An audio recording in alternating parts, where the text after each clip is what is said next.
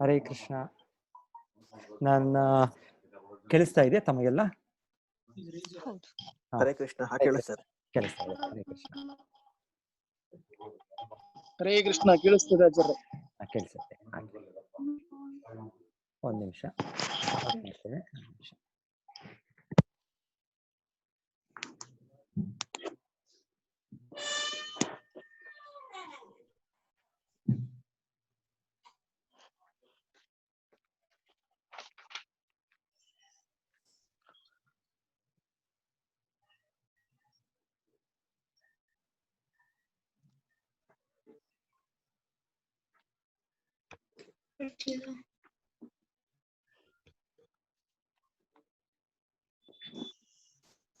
ಮಗ ಭಗವದ್ಗೀತೆ ಜೈನಪ್ಪರ ಭಗವದ್ಗೀತೆ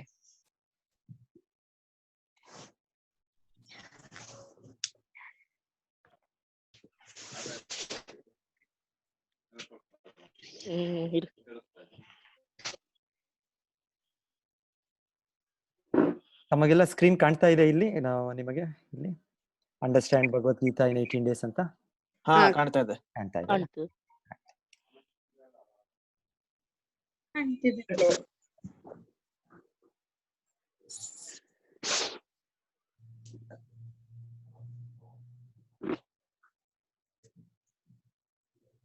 ಕಾಣಿಸ್ತಿದೆ.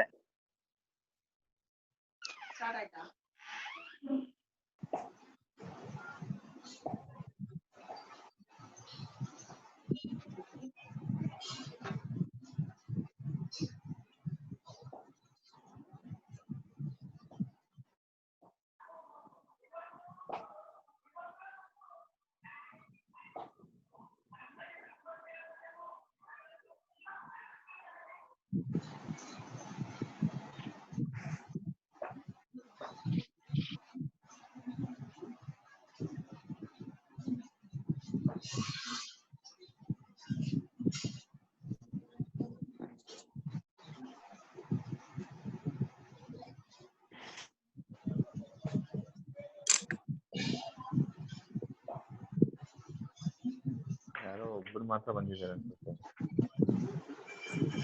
ಅಲ್ಲ? ನಾನು ಮಾತಾಡಿದೆ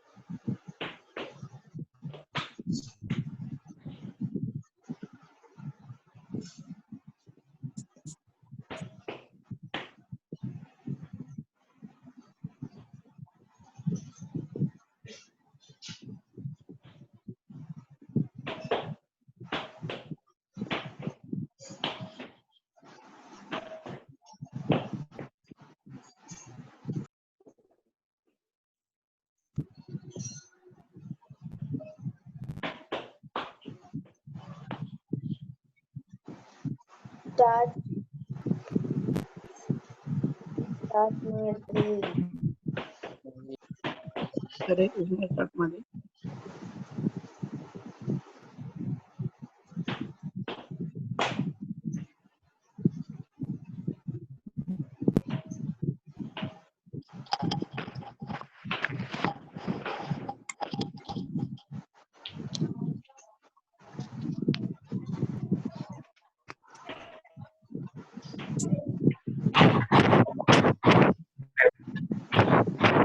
ಎಲ್ಲ ಪಾರ್ಟಿಸಿಪೆಂಟ್ಸ್ ಮ್ಯೂಟ್ ಬಿಡಿ.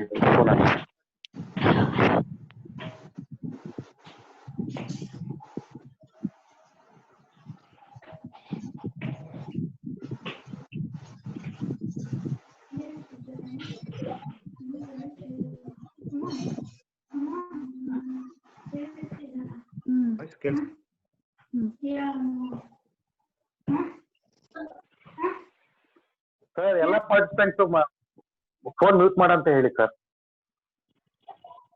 ಹೌದು ಹೌದು, ಎಲ್ಲರೂ ಮ್ಯೂಟ್ ಮಾಡ್ಕೋಬೇಕು ಅಂತ ವಿನಂತಿ.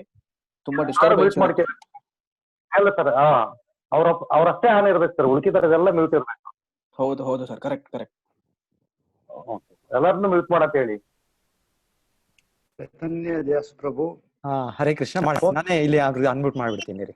ಅವ್ರಿಗೆ ನಾನೇ ಎಲ್ಲರೂ ಅನ್ಮ್ಯೂಟ್ ಮಾಡ್ಬಿಡ್ತೀನಿ. ಬೇಕಾದಾಗ ಅವ್ರು ಮ್ಯೂಟ್ ಮಾಡ್ಕೊಂಡು ಮಾತಾಡೋ ತರ ಮಾಡ್ತೇನೆ. ಇಲ್ಲ ಓಕೆ ಸರ್, ಇಲ್ಲ ಎಲ್ಲರದ್ದು ನೀವು ಅನ್ಮ್ಯೂಟ್ ಮಾಡಿ ಸರ್. ಎಲ್ಲರದ್ದು ಅನ್ಮ್ಯೂಟ್ ಮಾಡ್ಬಿಡ್ತೀನಿ ಅಲ್ವಾ? ಹಾಗೆ ಬೇಕಂದ್ರೆ ಆಮೇಲೆ ಬೇಕಾದ್ರೆ ನಾನು ಅವ್ರಿಗೆ ಹೌದು ಕ್ವಶನ್ ಇದ್ದಾಗ ನಾನು ಮ್ಯೂಟ್ ಮಾಡ್ಕೊಳ್ಳೋಣ, ಅನ್ಮ್ಯೂಟ್ ಮಾಡೋಣ. ಸರ್ ಕ್ವಶನ್ ಅವರ್ತಿದ್ದ ಮಾಡಿ ಸರ್. ಮಾಡೋಣ, ಹಾಗೆ ಮಾಡೋಣ. ಈಗ ಎಲ್ಲರನ್ನೂ ಅನ್ಮ್ಯೂಟ್ ಮಾಡ್ಬಿಡ್ತೀನಿ ನಾನು. ಅನ್ಮ್ಯೂಟ್ ಆಲ್ ಅಂತ ಕೊಟ್ಬಿಡ್ತೀನಿ. ಧನ್ಯವಾದಗಳು ಸರ್. ಹಾ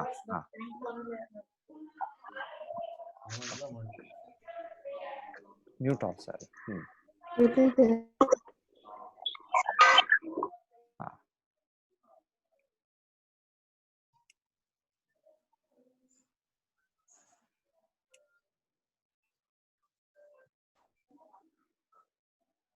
ಓಕೆ. ಓಂ ಅಜ್ಞಾನತಿಮಿರಾಂಧಸ್ಯ ಜ್ಞಾನಾಂಜನಶಲಾಕಯ ಚಕ್ಷುರುನ್ಮೀಲಿತಂ ಯೇನ ತಸ್ಮೈ ಶ್ರೀ ಗುರವೇ ನಮಃ. ನಮೋ ಓಂ ವಿಷ್ಣುಪಾದಾಯ ಕೃಷ್ಣಪ್ರೇಷ್ಠಾಯ ಭೂತಲೆ ಶ್ರೀಮತೆ ಭಕ್ತಿವೇದಾಂತ ಸ್ವಾಮಿನಿತಿ ನಾಮಿನೆ. ನಮಸ್ತೆ ಸಾರಸ್ವತೆ ದೇವೆ ಗೌರವಾಣಿ ಪ್ರಚಾರಿಣಿ ನಿರ್ವಿಶೇಷ ಶೂನ್ಯವಾದಿ ಪಾಶ್ಚಾತ್ಯ ದೇಶಧಾರಿಣಿ. ಜಯ ಶ್ರೀ ಕೃಷ್ಣ ಚೈತನ್ಯ ಪ್ರಭು ನಿತ್ಯಾನಂದ ಶ್ರೀ ಅದ್ವೈತ ಗದಾಧರ ಶ್ರೀವಾಸದಿ ಗೌರಭಕ್ತವೃಂದ. ಹರೇ ಕೃಷ್ಣ ಕೃಷ್ಣ ಕೃಷ್ಣ ಹರೇ ಹರೇ, ಹರೇ ರಾಮ ರಾಮ ರಾಮ ಹರೇ ಹರೇ. ಸೊ ಎಲ್ಲರಿಗೂ ಸ್ವಾಗತ, ಹೃತ್ಪೂರ್ವಕ ಸ್ವಾಗತ. ಸೊ ತಾವೆಲ್ಲರೂ ಈ ಗೀತಾ ಅಧ್ಯಯನ ಇದಕ್ಕೆ ಸೇರ್ಕೊಂಡಿದ್ದೀರಾ. ಈಗ ಇವತ್ತಿನಿಂದ ನಾವು ಶುರು ಮಾಡ್ತಾ 18 ದಿವಸದಲ್ಲಿ ಈ ಗೀತೆಯ 18 ಅಧ್ಯಾಯಗಳನ್ನ ಒಮ್ಮೆ ಅಂದ್ರೆ ನಾವು ಸಂಪೂರ್ಣ ಅಧ್ಯಯನ ಆಗೋದಿಲ್ಲ, ಆದರೆ ಮುಖ್ಯಾಂಶ ಏನು, ಗೀತೆಯ ಮುಖ್ಯಾಂಶ ಏನು, ಪ್ರತಿಯೊಂದು ಅಧ್ಯಾಯದ ಮುಖ್ಯ ಸಂದೇಶ ಏನು, ಇದನ್ನು ನೋಡ್ತಾ ನಾವು ಹೋಗೋಣ. ಇದರಿಂದ ಮತ್ತೆ ನಮಗೆ ಗೀತೆಯ ಅಧ್ಯಯನ ಮಾಡ್ಲಿಕ್ಕೆ ಇನ್ನೂ ಒಂದು ಆಸಕ್ತಿ ಹೆಚ್ಚಲಿ ಅಂತ ನಮ್ಮ ಆಸೆ ಇದರಿಂದ. ಯಾಕಂದ್ರೆ ಗೀತೆಯ ಜ್ಞಾನ ಎಷ್ಟು ವಿಶಾಲವಾದದ್ದಂದ್ರೆ ಅದರಲ್ಲಿ ಒಂದೊಂದು ಪುಟದಲ್ಲೂ ಒಂದೊಂದು ಶ್ಲೋಕದಲ್ಲೂ ಎಷ್ಟೋ ಅರ್ಥಗಳಿದೆ. ಅದನ್ನ ನೀವು ಎಷ್ಟು ಬಾರಿ ಓದಿದ್ರು ನಿಮಗೆ ಒಂದು ಹೊಸ ಮಾರ್ಗದರ್ಶನ ಸಿಗುತ್ತೆ, ಹೊಸ ಅರ್ಥ ಸಿಗುತ್ತೆ, ಜೀವನದಲ್ಲಿ ಒಂದು ಹೊಸ ಉತ್ಸಾಹ ಸಿಗುತ್ತೆ. ಹಾಗೆ ಅಂತ ಒಂದು ದಿವ್ಯ ಗ್ರಂಥ ಇದು. ಸೊ ಗೀತೆಯನ್ನ ಸಾಧಾರಣವಾಗಿ ನಾವು ಓದಲಿಕ್ಕೆ, ಚೆನ್ನಾಗಿ ಅದರ ಒಂದು ಪಠಣ ಮಾಡ್ಲಿಕ್ಕೆ ಸುಮಾರು ತಿಂಗಳೇ ಆಗ್ಬೋದು. ಒಂದೊಂದ್ಸಲ ಅದನ್ನ ಅಳವಡಿಸ್ಲಿಕ್ಕೆ ಜೀವನದಲ್ಲಿ ನಮ್ಮ ಸಂಪೂರ್ಣ ಜೀವನವೇ ಆಗುತ್ತೆ. ಅದೊಂದು ಸಂಪೂರ್ಣ ಜನ್ಮದ ಒಂದು ಕಾರ್ಯ ಅದು ಅಂತ ಹೇಳ್ಬೋದು. ಆದರೂ ಇದು ನಾವು ಈಗ ಒಂದು ಸಮಯ ಅವಕಾಶ ಇದೆ. ಈಗಿನ ಸಮಯದಲ್ಲಿ ಇದು ಕೊರೋನಾ ಇದು ಬಂದು ಎಲ್ಲರಿಗೂ ನಮಗೆ ಸ್ವಲ್ಪ ಸಮಯ ಹೆಚ್ಚೇ ಇದೆ ಅಂತ ಹೇಳ್ಬೋದು. ಸೊ ಹಾಗೆ ಆ ರೀತಿಯಲ್ಲಿ ಎಲ್ಲರೂ ಕೂಡ ಸೇರ್ಕೊಂಡಿದ್ದೀರಾ. ಇದನ್ನ ಎಲ್ಲರೂ ಅಧ್ಯಯನ ಮಾಡಿ ಎಲ್ಲರೂ ಅದನ್ನ ತಿಳ್ಕೊಳ್ಳಿಕ್ಕೆ ನಮಗೆ ನಿಮ್ಮ ಕೃತಜ್ಞತೆಗಳು. ಸೊ ಇಲ್ಲಿ ನಿಮಗೆ ಕಾಣ್ತಾ ಇರೋದು, ಸೊ ಯಾರಿವರು? ಪರಮ ಪೂಜ್ಯ ಭಕ್ತಿವೇದಾಂತ ಸ್ವಾಮಿ ಪ್ರಭುಪಾದರು. ತುಂಬಾ ಧನ್ಯವಾದಗಳು. ಸೊ ಎಲ್ಲ ನಿಮಗೆಲ್ಲ ಗೊತ್ತು. ಸೊ ಇವರೇ ಈ ನಮ್ಮ ಸಂಸ್ಥೆಯ ಎಷ್ಟು 50 ವರ್ಷ ಆಯ್ತು, ಈಗ 54 ವರ್ಷ ಆಯ್ತು. ಸೊ ಇವ್ರು ಶುರು ಮಾಡಿದ್ದು ಇಸ್ಕಾನ್ ಅಂತಾರಾಷ್ಟ್ರೀಯ ಕೃಷ್ಣ ಪ್ರಜ್ಞಾ ಸಂಸ್ಥಾಪಕಾಚಾರ್ಯ. ಸೊ ಇವರ ಒಂದು ಕಿರು ಜೀವನ 5 ನಿಮಿಷ ಒಂದು PPT ಇದೆ, ತೋರಿಸ್ತೇನೆ. ಸೊ ಅವ್ರನ್ನ ಸ್ಮರಿಸ್ತಾ ನಾವು ಮತ್ತೆ ಗೀತೆಯ ಇದನ್ನ ಅಧ್ಯಯನ ಶುರು ಮಾಡೋಣ. ಸೊ ಹೀಗೆ ಇವರ ಒಂದು ಕೊಡುಗೆ ಅಂದ್ರೆ ಇವತ್ತು ಈ ದಿನ ಈ ಕೃಷ್ಣನ ಭಕ್ತಿ ವಿಶ್ವದಾದ್ಯಂತ ಪ್ರಚಾರ ಆಗಿ ಎಲ್ಲ ಜನರು ಇದ್ದಾರೆ. ಭಾರತೀಯರು, ಮತ್ತೆ ಅಮೇರಿಕನ್ ಅವರು, ರಷ್ಯಾ ಅವರು, ಯುರೋಪಿಯನ್ ಅವರು, ಆಫ್ರಿಕನ್ ಅವರು, ಯಾವ ಒಂದು ಭೇದ ಭಾವ ಇಲ್ಲದೆ ಒಂದು ದೇಶ, ಒಂದು ಸಂಸ್ಕೃತಿ, ಎಲ್ಲ ಬೇರೆ ಬೇರೆ ರಾಷ್ಟ್ರೀಯತೆ, ಬೇರೆ ಬೇರೆ ಹಿನ್ನೆಲೆಯಿಂದ ಎಲ್ಲರೂ ಕೂಡ ಇದನ್ನು ಗೀತಾ ಸಂದೇಶವನ್ನು ಪಾಲನೆ ಮಾಡಿ ಅವರವರ ದೇಶಗಳಲ್ಲಿ, ಅವರವರ ನಗರದಲ್ಲಿ ಪ್ರಚಾರ ಮಾಡಿಕೊಂಡು ಅವರವರು ಈ ಅಭ್ಯಾಸ ಮಾಡ್ತಾ ಇದ್ದಾರೆ. ಸೊ ಇದು ಆಚಾರ್ಯ ಶ್ರೀಲ ಪ್ರಭುಪಾದರ ಒಂದು ಮಹತ್ತಾದ ಸಾಧನೆ ಇದೆ. ಸೊ ಇಲ್ಲಿ ಅವರ ಜೀವನದ ಒಂದು ಕೆಲವು ಚಿತ್ರಗಳಿದೆ, ತಮಗೆ ಕಾಣ್ತಾ ಇದೆ. ಮೇಲೆ ಲೆಫ್ಟ್ ಸೈಡ್ ಎಡಗಡೆಗೆ ಮೇಲೆ ಅವ್ರ ಪುಟ್ಟ ಬಾಲಕನಿದ್ದಾಗ ಒಂದು ಚಿತ್ರ ಇದೆ. ಆ ಚಿತ್ರದಲ್ಲಿ ನೀವು ನೋಡ್ತೀರಾ ಶ್ರೀಲ ಪ್ರಭುಪಾದರು, ಆಗ ಅವರ ಹೆಸರು ಅಭಯ್ ಚರಣ್. ಅವರ ತಂದೆ ತಾಯಿ ಕೊಟ್ಟ ಹೆಸರು ಅಭಯ್ ಚರಣ್. ಸೊ ಅಭಯ್ ಚರಣ್ ಅವರು ಚಿಕ್ಕ ಒಂದು ಆಚರಣೆ ಮಾಡ್ತಾ ಇದ್ದಾರೆ, ರಥಯಾತ್ರೆ ಮಾಡ್ತಾ ಇದ್ದಾರೆ. ಹೇಗೆ ನಾವು ಈಗ ರಥಯಾತ್ರೆ ಎಲ್ಲ ಪ್ರತಿ ದೇವಸ್ಥಾನದಲ್ಲಿ ನೋಡ್ತೇವೆ. ನಮಗೆ ಇಲ್ಲಿ ಉಡುಪಿಯಲ್ಲಿ ದೊಡ್ಡ ರಥಯಾತ್ರೆ ಆಗ್ತವೆ, ಮತ್ತೆ ಜಗನ್ನಾಥಪುರಿ ಅತಿ ದೊಡ್ಡ ರಥಯಾತ್ರೆ, ಮತ್ತೆ ತಿರುಪತಿ ಎಲ್ಲ ಕಡೆ ಎಲ್ಲ ದೇವಸ್ಥಾನಗಳು ರಥಯಾತ್ರೆ ಅಂತ ಆಗುತ್ತೆ. ಸೊ ಹೀಗೆ ಈ ಆಚಾರ್ಯ ಶ್ರೀಲ ಪ್ರಭುಪಾದರು ಮಗುವಾಗಿದ್ದಾಗೆ, ಅಭಯ್ ಚರಣ್ ಅವರ ಹೆಸರು ಆಗಿದ್ದಾಗೆ, ಅವರು ಇದನ್ನು ಒಂದು ಹೇಗೆ ದೇವಸ್ಥಾನದಲ್ಲಿ ನಡೆಯುತ್ತೆ ಆ ರೀತಿಯಲ್ಲಿ ಅವರು ಮನೆಯ ಮತ್ತು ಮಕ್ಕಳನ್ನೆಲ್ಲ ಸೇರಿಸ್ಕೊಂಡು, ಅಲ್ಲಿರುವ ಹೆಂಗಸರು ತಾಯಿಯಂದಿರೆಲ್ಲ ಸೇರಿಸ್ಕೊಂಡು ಅವರೊಂದು ಮಾಡ್ತಾ ಇರೋ ಒಂದು ಇದು ನೋಡ್ತೇವೆ. ಅದೊಂದು ಕಾರ್ಯಕ್ಕೆ ಅದೇ ಒಂದು ದೊಡ್ಡ ಒಂದು ಕಥೆನೇ ಅದು. ಹೇಳ್ತಾರೆ, ಆಚಾರ್ಯರು ಅವರು ಎಷ್ಟು 5 ವಯಸ್ಸು ಎಷ್ಟೋ ಇದ್ದಾಗ ಅವರ ತಂದೆಗೆ ಮನವಿ ಮಾಡ್ತಾರೆ. ಅವ್ರ ತಂದೆ ಇವರಿಗೆ ಒಂದು ಪುಟ್ಟ ಮೂರ್ತಿಗಳು ಕೊಟ್ಟಿರ್ತಾರೆ, ರಾಧಾಕೃಷ್ಣ ಮೂರ್ತಿಗಳು. ಹೇಗೆ ನಾವು ನಮ್ಮ ಮಕ್ಕಳಿಗೆ ಬೊಂಬೆಗಳು ಕೊಡ್ತೇವೆ, ಹಾಗೆ ಅವ್ರ ತಂದೆ ಅವರು ರಾಧಾಕೃಷ್ಣ ಮೂರ್ತಿಯನ್ನು ಕೊಟ್ಟಿರ್ತಾರೆ. ಸೊ ಇವರು ಮಕ್ಕಳಾಗೆ ಅವರ ಒಂದು ಪೂಜೆ ಮಾಡೋದು, ಅವರಿಗೆ ಒಂದು ನೈವೇದ್ಯವನ್ನು ಅರ್ಪಿಸೋದು, ಆತರ ಮಾಡ್ತಾ ಇರ್ತಾರೆ. ಸೊ ಒಮ್ಮೆ ಅವ್ರ ತಂದೆಗೆ ಕೇಳೋದು, ನನಗೆ ಯಾಕೆ ನೀವು ಈ ನನ್ನ ಮೂರ್ತಿಗಳು ಆರಾಧ್ಯ ದೇವರಿಗೆ ಒಂದು ರಥಯಾತ್ರೆಯನ್ನು ಮಾಡೋದಿಲ್ಲ? ನನ್ನ ಹತ್ತಿರದಲ್ಲಿರೋ ದೇವಸ್ಥಾನ, ಅವ್ರ ಮನೆ ಹತ್ತಿರ ಕಲ್ಕತ್ತಾದಲ್ಲಿ ರಾಧಾ ಗೋವಿಂದ ದೇವಸ್ಥಾನ ಅಂತ ಇತ್ತು. ಸೊ ಆಚಾರ್ಯರಿಗೆ ಅವ್ರ ತಂದೆ ಪ್ರತಿದಿನ ಕರ್ಕೊಂಡು ಹೋಗ್ತಾ ಇದ್ರು. ಸೊ ಅವ್ರು ನೋಡಿದ್ರು ಅಲ್ಲಿ ಹೇಗೆ ಅಷ್ಟು ವಿಜೃಂಭಣೆಯಲ್ಲಿ ರಾಧಾಕೃಷ್ಣನ ಸೇವೆ ನಡೆಯುತ್ತೆ. ಸೊ ಅವ್ರಿಗೆ ಒಂದು ರಥಯಾತ್ರೆ ಅಂತ ನಡೆಯುತ್ತೆ, ನನ್ನ ರಾಧಾಕೃಷ್ಣಗೂ ಯಾಕೆ ನಡಿಬಾರ್ದು ಅಂತ ಒಂದು ಹಠಮಾರಿಯಾಗಿ ಅವರು ಹೇಳ್ತಾರೆ. ಅವ್ರು ಹಠ ಮಾಡಿದ್ದು ಎಷ್ಟು ಹಠಮಾರಿಯಾಗಿದ್ರು ಅಂದ್ರೆ, ಆ ಸಮಯದಲ್ಲಿ ಅವ್ರ ಮನೆ ಹೊರಗಿದ್ದದ್ದು. ಅವ್ರ ತಂದೆ ಅವ್ರ ಮಗುವಿಗೆ ಏನ್ ಹೇಳೋದು, ಚಿಕ್ಕ ಮಗು ಏನಿದು ಅರ್ಥ, ಏನು ಇದು ಆಟ ಅಷ್ಟೇ. ಆಗ ಎಲ್ಲೋ ಅಲ್ಲಿ ಒಂದು ಹೆಂಗಸರು, ಒಂದು ಹಿರಿಯ ಹೆಂಗಸರು ಅಲ್ಲಿ ಮುಂದೆ ಹೋಗ್ತಾ ಕೇಳ್ತಾರೆ, ಏನು ನಿಮ್ ಮಗ ಇಷ್ಟು ಒಂದು ಅಳ್ತಾ ಇದ್ದಾರೆ, ಎಷ್ಟು ಒಂದು ಹಠ ಮಾಡ್ತಾ, ಏನಿದು ಅಂತ. ಸೊ ಇವ್ರಾಗ ಅವ್ರು ಹೇಳಿದಾಗ, ಈ ತರ ನನ್ನ ಮಗನಿಗೆ ರಥಯಾತ್ರೆ ಮಾಡ್ಬೇಕು ಅಂತ ಹೇಳಿದಾಗ ಅವ್ರು ಹೇಳ್ತಾರೆ, ನನ್ನ ಹತ್ರ ಒಂದು ಯಾವ್ದೋ ಒಂದು ಹಳೆಯ ಒಂದು ಚಕ್ರದ ಏನೋ ಒಂದು ಇದಿದೆ, ನಿಮ್ಗೆ ಅದರಿಂದ ಏನಾದ್ರು ಆಗತ್ತೆ ಅಂದ್ರೆ ನೀವು ಮಾಡ್ಬೋದು ಅಂತ. ಸೊ ಅವ್ರ ತಂದೆ ಹಾಗೆ ಅವ್ರ ಮಗನಿಗೆ ಅವ್ರ ಆಸೆಯನ್ನು ಪೂರೈಕೆ ಮಾಡ್ಲಿಕ್ಕೆ, ಒಂದು ರಥಯಾತ್ರೆ ಆಯೋಜಿಸ್ಲಿಕ್ಕೆ ಅವ್ರ ಈ ತರ ಒಂದು ಶುರು ಮಾಡಿ ಅಂತ ಹೇಳ್ತಾರೆ. ಆಚಾರ್ಯರು ಚಿಕ್ಕ ಮಕ್ಕಳಿಂದಾನೇ ಭಗವಂತನಿಗೆ ಆ ಒಂದು ಭಕ್ತಿಯನ್ನು ತೋರಿಸಿದ್ದು. ಈಗ ಅದು ಒಂದು ಅಸಾಧಾರಣ ಇದು. ಅವ್ರ ಮಕ್ಕಳಾಗೆ ಚೈಲ್ಡ್ ಪ್ರಾಡಿಜಿ ಅಂತ ಹೇಳ್ತೇವೆ ನಾವು.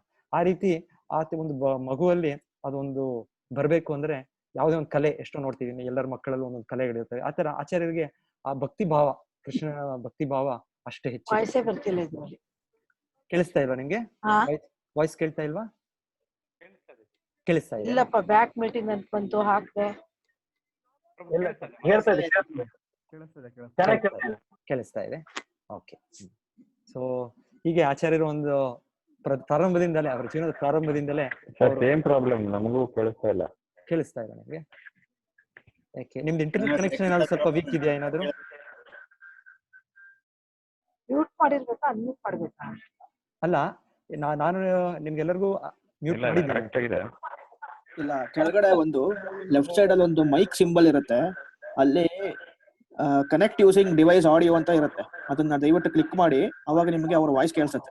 ಹಾ, ಹೌದು, ಕರೆಕ್ಟ್. ಕೆಳಗೆ ಲೆಫ್ಟ್ ಸೈಡ್ ಕೆಳಗೆ ಅವ್ರು ಹೇಳಿದ್ದಾರೆ ಕನೆಕ್ಟ್ ವಯ ಡಿವೈಸ್ ಆಡಿಯೋ, ಅದನ್ನ ಕ್ಲಿಕ್ ಮಾಡ್ಬೇಕು ಅವರು.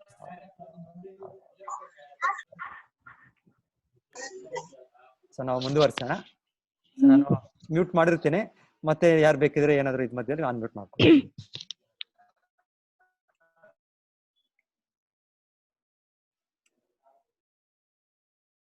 ಸೊ ನಂತರ ಒಂದು ನಿಮಿಷ.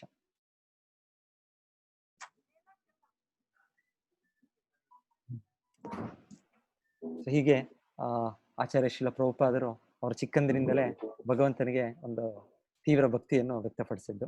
ನಂತರ ಮೇಲೆ ನೀವು ಚಿತ್ರ ನೋಡ್ತೀರಾ, ಅವರು ಮೊದಲು ಅವರ ಗುರುವನ್ನು ಭೇಟಿ ಮಾಡಿದ್ದು. ಅವರು ಗುರುವನ್ನು ಭೇಟಿ ಮಾಡಿದಾಗಲೇ ಆಚಾರ್ಯರು ಆಗ ಗೃಹಸ್ಥ ಜೀವನ ಸ್ವೀಕರಿಸಿದ್ರು. ಅವರ 25 ವಯಸ್ಸಿತ್ತು ಆಗ ಮೊದಲ ಬಾರಿಯಲ್ಲೇ ಅವ್ರ ಭೇಟಿಯಲ್ಲಿ ಆಚಾರ್ಯರಿಗೆ ಅವರ ಗುರು ಆಜ್ಞೆ ಕೊಟ್ಟದ್ದು ಈ ಗೀತಾ ಸಂದೇಶವನ್ನು ವಿಶ್ವಾದ್ಯಂತ ಪ್ರಚಾರ ಮಾಡಬೇಕು. ಮೊದಲ ಭೇಟಿಯಲ್ಲೇ. ತದನಂತರ ಆಚಾರ್ಯರು ಅವರ ಗುರುವಿನ ಶಿಷ್ಯರಾಗ್ತಾರೆ. ಗೃಹಸ್ಥ ಜೀವನದಲ್ಲೇ ಅವರ ಗುರುವಿನ ಸಂಸ್ಥೆಗೆ ಒಂದು ಬೆಂಬಲ ನೀಡ್ತಾ ಪ್ರಚಾರದಲ್ಲಿ ಭಾಗಿಯಾಗ್ತಾರೆ. ಕೊನೆಯಾಗಿ ಅವರು ಆಚಾರ್ಯರು ಅವರ ಗುರುಗಳಿಗೆ ಒಂದು ಪತ್ರ ಬರೀತಾರೆ 1936ರಲ್ಲಿ. ಆ ಪತ್ರದಲ್ಲಿ ಆಚಾರ್ಯರು ಕೇಳೋದು, ನಿಮಗೆ ಎಷ್ಟೋ ಸಾವಿರಾರು ಭಕ್ತರಿದ್ದಾರೆ, ಸಾವಿರ ಶಿಷ್ಯರಿದ್ದಾರೆ. ಅವರ ಗುರುಗಳು ಗೌಡಿಯ ಮಠ ಅಂತ ಸ್ಥಾಪನೆ ಮಾಡಿದ್ದು ಈಗಲೂ ಕೂಡ ಅದು ಇದೆ, ಅಸ್ತಿತ್ವದಲ್ಲಿದೆ. ಆಮೇಲೆ ಬ್ರಿಟಿಷ್ ಕಾಲದಲ್ಲಿ ಅದು ಭಾರತಾದ್ಯಂತ 64 ಶಾಖೆಗಳನ್ನು ಹೊಂದಿತ್ತು.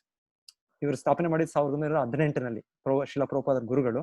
ಈ ಒಂದು 15 ಅವರ ನಂತರ ಒಂದು 16-18 ವರ್ಷದಲ್ಲಿ ಭಾರತಾದ್ಯಂತ ಬ್ರಿಟಿಷ್ ಭಾರತ, ಆಗ ಬ್ರಿಟಿಷ್ ಇಂಡಿಯಾ, ಆ ಸಮಯದಲ್ಲಿ 64 ಶಾಖೆಗಳನ್ನು ಮಾಡಿ ಅಷ್ಟು ಬಿರುಸಾದ ಪ್ರಚಾರವನ್ನು ಮಾಡಿದರು. ಆದ್ರೆ ಅವರ ಒಂದು ಇಚ್ಛೆ ಏನಿತ್ತು ಅಂದ್ರೆ ಈ ಗೀತಾ ಸಂದೇಶ ಭಾರತಕ್ಕೆ ಸೀಮಿತವಾಗಬಾರ್ದು, ಇದು ವಿಶ್ವಾದ್ಯಂತ ಹೋಗ್ಬೇಕು ಅಂತ. ಸೊ ಅವರು ಎಲ್ಲ ಶಿಷ್ಯರಿಗೂ ಆ ಪ್ರೇರೇಪಣೆ ಕೊಡ್ತಾ ಮತ್ತೆ ಆ ಕಾರ್ಯಗತ ಮಾಡ್ಲಿಕ್ಕೆ ಕೆಲವರನ್ನ ಇಂಗ್ಲೆಂಡಿಗೂ ಕಳಿಸಿದ್ರು 1930ರಲ್ಲಿ. ಆದ್ರೆ ಆಗ ಅವರು ಆ ಶಿಷ್ಯರಲ್ಲಿ ಅದು ಸ್ವಲ್ಪ ಪ್ರಚಾರ ಆಯ್ತು, ಆದ್ರೆ ಏನೋ ಒಂದು ತುಂಬಾ ಮುನ್ನಡೆ ಆಗ್ಲಿಲ್ಲ. ಸೊ ವಾಪಸ್ ಬಂದ್ರು ಅವರು. ಸೊ ಅದೇ ಉದ್ದೇಶವಾಗಿ ಆಚಾರ್ಯರಿಗೆ ಅವರು ಆಜ್ಞೆ ಕೊಟ್ಟದ್ದು. ಇವರಿಗೂ ಕೂಡ ಒಂದು ಪತ್ರದಲ್ಲಿ ಇವರು ಬರೆದಾಗ ಶಿಲಾ ಪ್ರಭುಪಾದರು ಅವ್ರ ಗುರುಗಳು ಬರೀತಾರೆ, ನಿಮಗೆ ಎಷ್ಟೋ ಸಾವಿರಾರು ಭಕ್ತ ಶಿಷ್ಯರಿದ್ದಾರೆ, ಅವರು ನಿಮಗೆ ಈ ಪ್ರಚಾರದ ಸಹಾಯ ಮಾಡ್ತಾ ಇದ್ದಾರೆ. ನಾನೊಬ್ಬ ಗೃಹಸ್ಥ ಜೀವನದಲ್ಲಿದ್ದೇನೆ. ಸೊ ನನಗೆ ಅಷ್ಟು ಸಮಯ ಇಲ್ಲ ನನಗೆ. ಸೊ ಆದ್ರೂ ಏನಾದ್ರೂ ನನಗೇನೋ ಒಂದು ಸೇವೆ ಇದೆಯಾ ವಿಶೇಷವಾಗಿ ಅಂತ ಕೇಳಿದಾಗ ಅವ್ರ ಗುರುಗಳು ಬರೀತಾರೆ, ನೀವು ಈ ಒಂದು ಸಂದೇಶವನ್ನು, ಗೀತಾ ಸಂದೇಶವನ್ನು ಇಂಗ್ಲಿಷ್ ಭಾಷೆಯಲ್ಲಿ ಪ್ರಚಾರ ಮಾಡಿ, ಅದು ನಿಮಗೂ ಒಳ್ಳೇದಾಗುತ್ತೆ, ನಿಮಗೆ ನಿಮ್ಮನ್ನು ಅನ್ಯಾಯ ಮಾಡುವ ಇವರು ಕೂಡ ಇದರಿಂದ ಲಾಭ ಪಡಿತಾರೆ ಅಂತ ಅವರು ಅದೇ ಸಂದೇಶ ಏನು ಮೊದಲ ಬಾರಿ ಅವ್ರ ಗುರುಗೆ ಭೇಟಿ ಮಾಡಿದ್ ನಾವಿಲ್ಲಿ ನೋಡ್ತೇವೆ ಚಿತ್ರದಲ್ಲಿ, ಅದೇ ಸಂದೇಶವನ್ನು ಪತ್ರದ ಮೂಲಕ ಅವ್ರ ಆಚಾರ್ಯರು 1936 ಡಿಸೆಂಬರ್ ತಿಂಗಳಲ್ಲಿ ಆ ಪತ್ರದ ಮೂಲಕ ಆಚಾರ್ಯರಿಗೆ ಉತ್ತರ ಕೊಡ್ತಾರೆ. ಅದ ನಂತರ ಅವರ ಗುರುಗಳು 15 ದಿವಸದಲ್ಲಿ ಅವರ ಅಂತ್ಯ ಆಗತ್ತೆ.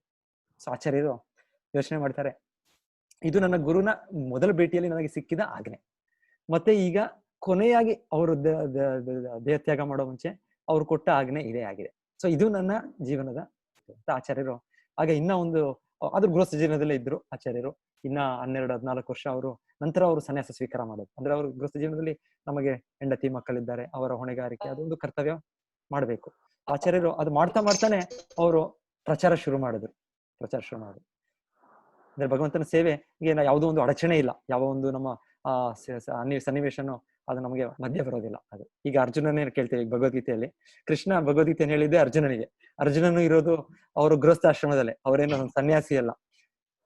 ಭಗವದ್ಗೀತವನ್ನು ಕೃಷ್ಣ ಯಾರಿಗಾದ್ರು ಎಷ್ಟೋ ಸನ್ಯಾಸಿಗಳು, ಎಷ್ಟೋ ಸಾಧು ಪುರುಷರು, ಋಷಿ ಮುನಿಗಳಿದ್ರು, ವೇದವ್ಯಾಸರಿದ್ರು, ಎಲ್ಲರೂ ಇದ್ರು. ಅವರಿಗೆ ಹೇಳಿಲ್ಲ, ಕೃಷ್ಣ ಹೇಳಿದ್ದು ಇದು ಅರ್ಜುನನಿಗೆ. ಅಂದ್ರೆ ಈ ಒಂದು ಸಂದೇಶ ಇದು ಎಲ್ಲರಿಗೂ ಅನ್ವಯವಾಗುತ್ತೆ. ಇದು ಬ್ರಹ್ಮಚಾರಿಗೆ, ಇದು ಗೃಹಸ್ಥರಿಗೆ, ಇದು ಸನ್ಯಾಸಿಗಳಿಗೆ, ಇದು ಇಲ್ಲ ಬ್ರಾಹ್ಮಣರಿಗೆ, ಇದು ಕ್ಷತ್ರಿಯರಿಗೆ. ಹಾಗೆ ನೋಡಿದ್ರೆ ಅರ್ಜುನನು ಕ್ಷತ್ರಿಯ ವಂಶದಲ್ಲಿ ಬಂದದ್ದು. ಸೊ ಈ ರೀತಿ ಯಾವ ಒಂದು ಇದಿಲ್ಲ, ಭಾವ ಇಲ್ಲ, ಇದು ಎಲ್ಲರಿಗೂ ಇದು ಸಂದೇಶ ಇದೆ. ಸೊ ಇದು ಆಚಾರ್ಯರ ಕಿರುಜೀವನ ನಾನು ಮುಗಿಸ್ತೇನೆ. ತುಂಬಾ ಸ್ಲೈಡ್ಸ್ ಇದೆ ಇಲ್ಲಿ. ತೋರಿಸ್ತಾ ಇರೋದು ಏನಂದ್ರೆ ಹಾಗೆ ಅವರು ಈ ಭಾರತದಲ್ಲಿ ಇದ್ದೇ ಪ್ರಚಾರ ಮಾಡಿದ್ದು. ಈ ಎಡಗಡೆ ರೈಟ್ ಸೈಡ್ ಟಾಪ್ ನೀವು ನೋಡೋದು, ಮತ್ತೆ ಕೆಳಗೆ ಬಲಗಡೆ ಲೆಫ್ಟ್ ಸೈಡ್ ನೋಡೋದು. ಆಚಾರ್ಯರು ಈ ಮುದ್ರಣ ಪ್ರಯತ್ನ ಪಡ್ತಾರೆ. ಒಂದು ಸಂಚಿಕೆ 1944 44 ಅಂದ್ರೆ ಇನ್ನ ಭಾರತಕ್ಕೆ ಇಂಡಿಪೆಂಡೆನ್ಸ್ ಸ್ವತಂತ್ರ ಸಿಕ್ಕಿಲ್ಲ. ಆಗ್ಲೇ ಅವರು ಬ್ಯಾಕ್ ಟು ಗಾಡೆಡ್ ಅಂತ, ಅಂದ್ರೆ ಮತ್ತೆ ಭಗವಂತನೆಡೆಗೆ ಅಂತ ಒಂದು ಸಂಚಿಕೆಯನ್ನು ಶುರು ಮಾಡಿರ್ತಾರೆ. ಅದರ ಇದಾಗಿ ನೀವು ಲೆಫ್ಟ್ ಸೈಡ್ ಅಲ್ಲಿ ನೋಡ್ತೀರಾ, ಆಚಾರ್ಯರು ಅವ್ರು ಯಾರ ಹತ್ರ ಪ್ರಿಂಟಿಂಗ್ ಪ್ರೆಸ್ ಅಲ್ಲಿ ಮಾತಾಡ್ತಾ ಇರೋದು. ಅವ್ರಿಗೆ ಹಣ ಕೊಡ್ಲಿಕ್ಕೆ ಅವ್ರಿಗೆ ಇಲ್ಲ. ಆಚಾರ್ಯರು ಅವ್ರಿಗೆ ಎಷ್ಟು ಅವ್ರಿಗೇನಿದೆ ಅದ್ರ ಪ್ರಯತ್ನ ಪಡ್ತಾ ಇದ್ದಾರೆ. ಅವ್ರು ಕೇಳೋದು, ಬಿಲ್ ನೀವು ಕೊಡ್ಬೇಕಿದ್ರೆ ನಂಗೆ ನೆಕ್ಸ್ಟ್ ಎಡಿಷನ್ ಪ್ರಿಂಟ್ ಮಾಡ್ಲಿ ಅಂತ. ಸೊ ಆದ್ರೂ ಆಚಾರ್ಯರು ಅದನ್ನ ಪ್ರಯತ್ನ ಪಡ್ತಾ ಇದ್ದಾರೆ. ಸೊ ಹೇಳ್ತಾರೆ, ಅವ್ರ ಗುರುವಿನ ಆದೇಶ ಸಿಕ್ಕಿತ್ತು 1936ರಲ್ಲಿ. ಆದ್ರೆ ಅವರು ಅದಾದ ನಂತರ 30 ವರ್ಷಗಳ ಕಾಲ ನಮಗೇನು ಒಂದು ಇದಿಲ್ಲ. ಏನ್ ಹೇಳೋದಂದ್ರೆ ಒಂದು ಸಂಸ್ಥೆ ಆಗಿಲ್ಲ, ಒಂದು ಮುದ್ರಣ ಅಷ್ಟು ಅವರು ವೈಯಕ್ತಿಕವಾಗಿ ಮಾಡ್ತಾ ಇದ್ದಾರೆ, ಆದ್ರೆ ಒಂದು ವ್ಯವಸ್ಥಿತವಾಗಿ ಒಂದು ದೊಡ್ಡದಾಗಿ ಪ್ರಚಾರ ಆಗ್ಲಿಲ್ಲ. ಅವರ ಗುರುವಿನ ಸಂಸ್ಥೆ ಇತ್ತು, ಅದರಲ್ಲೂ ಕೂಡ ಆಚಾರ್ಯರು ಭಾಗಿಯಾಗಿ ಪ್ರಯತ್ನ ಪಡ್ತಾರೆ. ಆದ್ರೆ ಅದು ದೈವೇಚ್ಛೆ, ಅದು ಅಷ್ಟು ಬರೀಲಿಲ್ಲ. ಯಾಕಂದ್ರೆ ಅವ್ರ ಗುರುಗಳು ತಿರುಭವ ಆದ್ಮೇಲೆ ಆ ಸಂಸ್ಥೆಯಲ್ಲಿ ಆ ಒಂದು ಪ್ರಚಾರದ ಹುಮ್ಮಸ್ಸು ಕಡಿಮೆ ಆಯಿತು. ಹಾಗೆ ಆಚಾರ್ಯರು ಅವರ ಜೊತೆಗೆ ಪ್ರಯತ್ನ ಪಡ್ತಾರೆ ಮೊದಲಿಗೆ. ಆಮೇಲೆ 1965ರಲ್ಲಿ ನೀವಿಲ್ಲಿ ನೋಡ್ತೀರಾ, ಕಾಣ್ತಾ ಇದೆ ನಮ್ಗೆಲ್ಲ ಮೇಲೆ ಒಂದು ಶಿಪ್ ಕಾಣ್ತಾ ಇದೆ ನೋಡಿ, ಲೆಫ್ಟ್ ಸೈಡ್ ಟಾಪ್ ನಿಮ್ಗೆ ಮೇಲೆ ಬಲಗಡೆ. ಸೊ ಇದು ಜಲದೂತ ಅಂತ ಒಂದು ಹಡಗು. ಈ ಹಡಗಿನಲ್ಲಿ ಇವರು ಆಚಾರ್ಯರು ಅಮೆರಿಕೆಗೆ ಹೋಗಿದ್ದು. ಆಗ ಅವರ ವಯಸ್ಸು ಎಷ್ಟು ಅಂತ ಯಾರಾದ್ರೂ ಗೆಸ್ಟ್ ಮಾಡ್ಬೋದಾ? 69. ಕರೆಕ್ಟ್. ತುಂಬಾ ಧನ್ಯವಾದಗಳು. ಸೊ 69 ಆಗ ಅವ್ರ ವಯಸ್ಸು. ಸೊ ನಾವು 69 ವಯಸ್ಸಲ್ಲಿ ನಾವು ಎಲ್ಲ ಆಯ್ತು, ನಿವೃತ್ತರಾಗಿ ನಾವು ಈಗ ರಿಟೈರ್ಮೆಂಟ್ ಆಗಿ ನಾವು ಆರಾಮಾಗಿ ನಾವು ಇದ್ದಲ್ಲೇ ಇರೋಣ ಅನ್ಕೊಳ್ತೇವೆ. ಆದ್ರೆ ಆಚಾರ್ಯರು ಆ ಸಮಯದಲ್ಲಿ ಅವರು ಇಲ್ಲಿಂದ ಅಮೆರಿಕೆಗೆ ಹೋಗೋದು. ಆಗ ಹೋಗುವಾಗ ಅವ್ರ ಹತ್ರ ಏನು ಹಣ ಏನು ಇದಿಲ್ಲ, ಮತ್ತೆ ಯಾರ ಸಹಾಯಕ ಭಕ್ತರ ಇವರು ಶಿಷ್ಯರಿಲ್ಲ. ಏನೂ ಇಲ್ಲ ಅವ್ರ ಹತ್ರ. ಅವ್ರಿಗೆ ಕೇವಲ ಒಂದೇ ಇದಿದ್ದಂದ್ರೆ ಕೃಷ್ಣ ಭಕ್ತಿ, ಅದೊಂದೇ ಅವರ ಶಕ್ತಿ. ಸೊ ಆ ಹಡಗಿನ ಓನರ್ ಅವ್ರ ಹೆಸರು ಮೊರಾರ್ಜಿ ದೇಸಾಯಿ ಅಂತ, ಅಲ್ಲ ಮೊರಾರ್ಜಿ ದೇಸಾಯಿ ಸಾರಿ, ಸುಮತಿ ಮೊರಾರ್ಜಿ ಅಂತ. ಸುಮತಿ ಮೊರಾರ್ಜಿ ಅಂತ ಈ India steam ship company owner ಅವರು. ಅವರಿಗೆ ಇವರು ಆಚಾರ್ಯರು ಪರಿಚಯ ಇರೋದಿದ್ರೆ ಅವ್ರಿಗೆ ಹೋಗಿ ಮನವಿ ಮಾಡ್ತಾರೆ, ನನಗೆ ನೀವು ಹಡಗುಗಳು ನೀವು ಎಷ್ಟು ನೀವು ಬಿಸ್ನೆಸ್ ಅಲ್ಲಿ ಹೋಗ್ತಾ ಇದೆ ವಿಶ್ವಾದ್ಯಂತ, ನನಗೆ ಒಂದು ಟಿಕೆಟ್ ಕೊಡಿ, ಪ್ರಯಾಣಿಕನಾಗಿ ನಾನು ಹೋಗ್ತೇನೆ, ನನ್ನ ಗುರು ಆದೇಶ ಇದೆ, ನಾನು ಇದನ್ನು ಪ್ರಯತ್ನ ಪಡ್ತೇನೆ ಪೂರೈಕೆ ಮಾಡ್ಲಿಕ್ಕೆ, ನನ್ನ ಒಂದು ಪ್ರಯತ್ನ. ಅವ್ರು ಹೇಳ್ತಾರೆ, ಅವರ ಸುಮತಿ ಮೊರಾರ್ಜಿ ಅವರು, ನೀವು ವಯಸ್ಸಾಗಿರೋ ವ್ಯಕ್ತಿ, ಇವಾಗ 69 ವಯಸ್ಸು, ಅಲ್ಲಿ ನಿಮಗೆ ಅಮೆರಿಕೆಯಲ್ಲಿ ಇರುವ ಚಳಿ, ಅಲ್ಲಿರುವ ಇದು ವಾತಾವರಣ ನಿಮಗೆ ಅಲ್ಲಿ ಬದುಕಲಿಕ್ಕೆ ಆಗಲ್ಲ, ಅಲ್ಲಿ ನೀವು ಅಲ್ಲಿ ನಿಮ್ಮ ಸಾವೇ ಆಗುತ್ತೆ ನಿಮ್ದು, ಆ ರೀತಿ ಅಂತ ಹೇಳ್ತಾರೆ. ಆಚಾರ್ಯರು ಹೇಳ್ತಾರೆ, ನನ್ನ ಗುರುವಿನ ಆದೇಶವನ್ನು ಪಾಲನೆ ಮಾಡ್ತಾ ನನ್ನ ಸತ್ರು ಕೂಡ ಅದರಲ್ಲಿ ಏನೋ ಒಂದು ನಷ್ಟ ಇಲ್ಲ ಅಂತ. ಅವ್ರ ಆಚಾರ್ಯರ ಒಂದು ದೃಢ ಸಂಕಲ್ಪವನ್ನು ನೋಡಿ ಅವ್ರಿಗೆ ಆಯ್ತು ನೀವು ಹೋಗಿ ಅಂತ ಅವ್ರಿಗೆ ಒಂದು ಅನುಮತಿ ಕೊಡ್ತಾರೆ, ಅದಕ್ಕೊಂದು ವ್ಯವಸ್ಥೆ ಮಾಡ್ಕೊಡ್ತಾರೆ. ಆಚಾರ್ಯರು ಆ ಶಿಪ್ ಜಲದೂತ ಅನ್ನೋದ್ರಲ್ಲಿ ಈಗ ನೀವು ಏನ್ ಹೇಳಿ. ಓಕೆ, ಸೊ ಆ ಜಲದೂತ ಶಿಪ್ದು ಅವರು ಈಗ ಕಲ್ಕತ್ತಾ ಇಂದ ಶುರು ಆಗುತ್ತೆ ಅದು 1965 ಅಲ್ಲಿ. ಈಗ ಅವ್ರ ಸ್ಮಾರಕವಾಗಿ ಆ ಕಲ್ಕತ್ತಾ ನಗರದವರು ಅಲ್ಲಿ ಒಂದು ಅವರ ಇದ್ರ ಪೋರ್ಟ್ ಅಲ್ಲಿ ಶ್ರೀಲ ಪ್ರಭುಪಾದರು ಈಗ ಹೋಗಿ ಈ ತರ ಒಂದು ವಿಶ್ವಾದ್ಯಂತ ಪ್ರಚಾರ ಮಾಡಿದ್ದು ಅನ್ನೋದಕ್ಕೆ ಅಲ್ಲೊಂದು ಸ್ಮರಣೆ ಕೂಡ ಇದೆ ಪೋರ್ಟ್, ಕಲ್ಕತ್ತಾ ಪೋರ್ಟ್ ಅಲ್ಲಿ. ಹಾಗೆ ಜಲದೂತ ಅದು ಹೋಗಿ ಲ್ಯಾಂಡ್ ಅಪ್ ಆಗಿದ್ದು ಬಾಸ್ಟನ್ ಹಾರ್ಬರ್ ಇದರಲ್ಲಿ ಅಮೆರಿಕೆಯಲ್ಲಿ 1965 ಸೆಪ್ಟೆಂಬರ್ ಆ ಡೇಟ್ ಇದೆ. ಸೊ ಅಲ್ಲೂ ಕೂಡ ಒಂದು ಸ್ಮಾರಕ ಇವಾಗ ಮಾಡಿದ್ದಾರೆ ಆ ದೇಶದಲ್ಲಿ. ಅವರು ಕೂಡ ಇವರು ಏನೂ ಇಲ್ಲದೆ ಬಂದು, ಈತ ವಯಸ್ಸಾದ ಒಂದು 69 ವರ್ಷದ ವ್ಯಕ್ತಿ ಬಂದು ಒಂದು ದೊಡ್ಡ ಇದು ಕೃಷ್ಣ ಭಕ್ತಿಯನ್ನು ಭಗವದ್ಗೀತೆ ಸೊ ಎಲ್ಲರೂ ಮ್ಯೂಟ್ ಮಾಡ್ಕೊಳ್ಳಿ. ಸೊ ಆಗ ಏನು ಡಿಸ್ಟರ್ಬೆನ್ಸ್ ಇರೋದಿಲ್ಲ. ಸೊ ನಂತರ ನೀವು ನೋಡ್ತೀರಾ ಮೇಲೆ ರೈಟ್ ಸೈಡ್ ಅವರು ಒಂದು ಪಾರ್ಕ್ ನಲ್ಲಿ ಕೂತು ಅವರು ಭಜನೆ ಮಾಡ್ತಾ ಇರೋದು. ಸೊ ಹೀಗೆ ಶುರು ಆಗಿದ್ದು. ಈಗ ಹರೇ ಕೃಷ್ಣ ಸಂಸ್ಥೆಯ ಪ್ರಚಾರ ಶುರುವಾಗಿದ್ದು, ಶ್ರೀಲ ಪ್ರಭುಪಾದ ಪ್ರಚಾರ, ಅವರು ಭಜನೆ ಒಂದು ಟಾಂಕಿನ್ ಸ್ಕ್ವೇರ್ ಪಾರ್ಕ್ ಅಂತ ನ್ಯೂಯಾರ್ಕ್ ನಗರದಲ್ಲಿ ಅವ್ರು ಹೋಗಿ ಅಲ್ಲಿ ಪ್ರಚಾರ. ಅಲ್ಲಿ ಮೊದಲು ಒಂದು 2 ಗಂಟೆ ಕಾಲ ಅವರು ಖಾಲಿ ಭಜನೆ ಮಾಡ್ತಾ ಇದ್ರು. ಆಗ ಅಲ್ಲಿ ಅಮೆರಿಕನ್ ವ್ಯಕ್ತಿಗಳು ಬಂದು, ಏನಿದು ಭಜನೆ, ಇದೇನಿದು, ಹರೇ ಕೃಷ್ಣ ಕೃಷ್ಣ ಕೃಷ್ಣ ಹರೇ ಹರೇ, ಹರೇ ರಾಮ ರಾಮ ರಾಮ ಹರೇ. ಅವ್ರಿಗೆ ಒಂದು ಮ್ಯೂಸಿಕ್ ಅಷ್ಟೇ, ಅವ್ರಿಗೇನಿದು ಏನ್ ಕೃಷ್ಣ ಅಂದ್ರೆ ಯಾರು, ರಾಮ ಅಂದ್ರೆ ಯಾರು ಅಂತ ಗೊತ್ತಿಲ್ಲ ಅವ್ರಿಗೆ. ಸೊ ಇವ್ರು ಯಾರೋ ಒಂದು ಭಜನೆ ಒಂದು ಮ್ಯೂಸಿಷಿಯನ್ ಬಂದಿದ್ದಾರೆ, ಯಾರೋ ಒಬ್ರು ಹಾಡುಗಾರ ಬಂದಿದ್ದಾರೆ ಅಂತ ಅವರು ಕೂಡ ಇವ್ರ ಜೊತೆಗೆ ಸೇರ್ಕೊಂಡು ಹಾಡ್ತಾ ಇದ್ದಾರೆ ಅಷ್ಟೇ. ಅವರಿಗೆ ಇವರು ದೇವ್ರು ಕೃಷ್ಣ, ರಾಮ ದೇವ್ರು, ನಾವು ಅವರ ಭಕ್ತಿ ಮಾಡ್ಬೇಕು, ಏನು ಗೊತ್ತಿಲ್ಲ ಅವ್ರಿಗೆ. ಆಚಾರ್ಯರು ಆ ನಾಮದ ಪ್ರಭಾವ ಅವ್ರಿಗೆ, ಅವರ ಶುದ್ಧ ಭಕ್ತರನ್ನ ಹೇಳೋ ಒಂದು ಗಾಯನದಿಂದ ಕೇಳಿ ಅವರು ಆಕರ್ಷಗೊಂಡು ಆಚಾರ್ಯರು ಅವರಿಗೆ ಗೀತೆಯ ಒಂದು ಚಿಕ್ಕ ಸಂದೇಶ, ಒಂದು 5 ನಿಮಿಷದ ಸಂದೇಶ ಹಾಗೆ ಹೇಳಿದ್ದು ಆ ಪಾರ್ಕ್ ನಲ್ಲಿ. ನಂತರ ಅವ್ರಿಗೆ ಕರೆದದ್ದು, ನಾನು ಇಲ್ಲೇ ಒಂದು ಒಂದು ಸ್ಥಳದಲ್ಲಿ ಇದ್ದೇನೆ, ನಾನು ನನ್ನ ಒಂದು ಕಾರ್ಯಕ್ರಮ ಪ್ರತಿ ದಿವಸ ಒಂದು ಸಂಜೆ ಒಂದು ಗಂಟೆ ಕಾಲ ಭಜನೆ ಮತ್ತು ಗೀತಾ ವಿಷಯ ನಾವು ಚರ್ಚೆ ಮಾಡ್ತೇವೆ ಅಂತ. ಸೊ ಹೀಗೆ ಇದು ಶುರು ಆಗಿದ್ದು. ಏನು ಆಚಾರ್ಯರಿಗೆಲ್ಲ ಹೋಗಿ ಯಾರು ಇನ್ವೈಟ್ ಮಾಡಿ ಒಂದು ವ್ಯವಸ್ಥೆ ಕೊಟ್ಟು ಏನೂ ಇಲ್ಲ. ಸೊ ಆಚಾರ್ಯರಿಗೆ ಇಲ್ಲಿ ಹೋದಾಗ 40 ರೂಪಾಯಿ ಇದ್ದದ್ದು ಅವರ ಜೇಬಿನಲ್ಲಿ. ಅವರು ಸನ್ಯಾಸ ಸ್ವೀಕಾರ ಮಾಡಿರ್ತಾರೆ, ಗೃಹಸ್ಥ ಜೀವನವನ್ನು ಇದು ಮಾಡಿ ನಂತರ ಸನ್ಯಾಸ ಸ್ವೀಕಾರ ಮಾಡಿ, ಸನ್ಯಾಸಿ ಆದ್ಮೇಲೆ ಅವ್ರಿಗೆ ಏನೂ ಇಲ್ಲ, ಅವ್ರಿಗೆ ಯಾವ ಒಂದು ಸಂಸ್ಥೆ ಇಲ್ಲ, ಯಾವ ಶಿಷ್ಯರಿಲ್ಲ, ಏನೂ ಇಲ್ಲ. ಸೊ ಇದು ನಾವ್ ಹೇಳೋದು ಅದೊಂದು ಚಮತ್ಕಾರ ಆಗಿದೆ, ಚಮತ್ಕಾರ. ಅವ್ರ ನಂತರ 66ರಿಂದ ಇದು 65ನೇ ವಯಸ್ಸಲ್ಲಿ ಅವರು 65ನೇ ಇಸ್ವಿಯಲ್ಲಿ ಭಾರತದಿಂದ ಹೊರಡೋದು. ಮತ್ತೆ ಒಂದೊಂದು ಕೇಂದ್ರಗಳು ಶುರು ಆಗುತ್ತೆ. ಇಲ್ಲಿ ಕೆಳಗೆ ನೋಡ್ತೀರಾ, ಅವರು ಇನ್ನು ಯಾವ್ದೋ ಕಾನ್ಸರ್ಟ್ ಅವ್ರ ಶಿಷ್ಯರು ಆರ್ಗನೈಸ್ ಮಾಡೋದು. ಮತ್ತೆ ಇಲ್ಲಿ ಮಧ್ಯದಲ್ಲಿ ಇನ್ನ ಜಾರ್ಜ್ ಹ್ಯಾರಿಸನ್, ಬೀಟಲ್ಸ್ ಅವರು ಇದ್ದಾರೆ, ಅವರ ಚಿತ್ರಣ ಇದೆ. ಸೊ ಅವರು ಕೂಡ ಆಕರ್ಷಗೊಳ್ತಾರೆ. ಅವರ ಶಿಷ್ಯರು ಇದೊಂದು ದೊಡ್ಡ ಇದು ಅವ್ರ ಪುಸ್ತಕನೇ ಇದೆ, ಶ್ರೀಲ ಪ್ರಭುಪಾದರ ಜೀವನ ಚರಿತ್ರೆ ಅಂತ. ನೀವು ಇದ್ರಲ್ಲಿ ಏನೋ ಇದ್ರ ನೋಡಿದ್ರೆ, ಗೂಗಲ್ ಅಲ್ಲಿ ಇದು ಮಾಡಿದ್ರೆ, ಆ ವಿಕಿಪೀಡಿಯಾ ಅಲ್ಲೂ ಕೂಡ ನೀವು ಬ್ರೀಫ್ ಆಗಿ ನೀವು ನೋಡ್ಬೋದು. ನಾನು ಸುಮ್ಮನೆ ನಿಮಗೆ ಒಂದು ಕೊಡ್ತಾ ಇದ್ದೀನಿ. ಎನಿವೆ, ನಮ್ಮ ನಿಜ ಮುಖ್ಯ ಇವತ್ತು ಉದ್ದೇಶ ಗೀತಾ ಅಧ್ಯಯನ ಮಾಡ್ಲಿಕ್ಕೆ, ಮತ್ತೆ 18 ದಿವಸ ಅದನ್ನೇ ಮಾಡೋಣ. ಸೊ ನಮಗೆ ಶ್ರೀಲ ಪ್ರಭುಪಾದರ ಅವರ ಒಂದು ಕೃಪೆ, ಅವರನ್ನು ನಾವು ಬೇಡ್ತಾ, ಅವರ ಆಶೀರ್ವಾದವನ್ನು ನಾವು ಯಾಚಿಸ್ತಾ ನಮ್ಮ ಗೀತೆ ಅಧ್ಯಯನ ಶುರು ಮಾಡೋಣ. ಸೊ ಮ್ಯೂಟ್ ಮಾಡ್ಬೇಕಾ ನಾನು ಎಲ್ಲರನ್ನು? ನೀವೇ ಮ್ಯೂಟ್ ಮಾಡ್ಬಿಡಿ ಸರ್, ಇಲ್ಲಿ ಹೌದು ಮಾಡ್ತೇನೆ ನಾನು. ಒಳ್ಳೇದಾಗಲಿ. ಅನ್ಮ್ಯೂಟ್ ಮಾಡ್ಕೊಳಕ್ ಅಲೋ ಮಾಡ್ಬಿಡಿ, ಅವಾಗ ಡಿಸ್ಟರ್ಬ್ ಆಗಲ್ಲ. ಹಾಗೆ ಮಾಡ್ಬೇಕು ಅಂತ ಹೇಳ್ತೀರಾ? ಮಾಡಬೇಡಿ ಸರ್, ಅನ್ಮ್ಯೂಟಿಗೆ ಅಲೋ ಮಾಡ್ಬಿಡಿ, ದಯವಿಟ್ಟು ಮಾಡಬಾರ್ದು ಅಂತ ಅಲ್ಲ? ಅವೆಲ್ಲ ನಿಮ್ ಕೈಲೇ ಇರ್ಲಿ ಸರ್. ಮತ್ತೆ ಹೌದು, ಅದು ಕರೆಕ್ಟ್ ಇರುತ್ತೆ. ಅದು ಮಾಡಿದ್ರೆ ಆನ್ಸರ್ಸ್ ಟೈಮಲ್ಲಿ ಅಲೋ ಮಾಡಿ.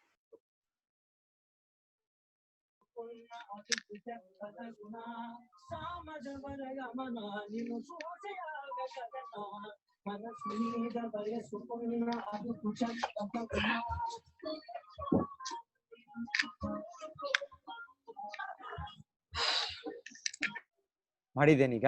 ಸೊ ತಾವು ಕೈ ನರಿತ ನನಗೆ ಇವಾಗ ಇದು ಮಾಡಬೇಕು, ಯಾಕಂದ್ರೆ ಎಲ್ಲರೂ ನಾನು ನೀವು ಹೇಳಿದಾಗ ಅನ್ಮ್ಯೂಟ್ ಮಾಡಿಬಿಟ್ಟಿದ್ದೆ, ನಾನು ಮ್ಯೂಟ್ ಮಾಡಿಬಿಟ್ಟಿದ್ದೀನಿ ಸರ್, ಎಲ್ಲರೂ ಮ್ಯೂಟ್ ಮಾಡಿಬಿಟ್ಟಿದ್ದೇನೆ.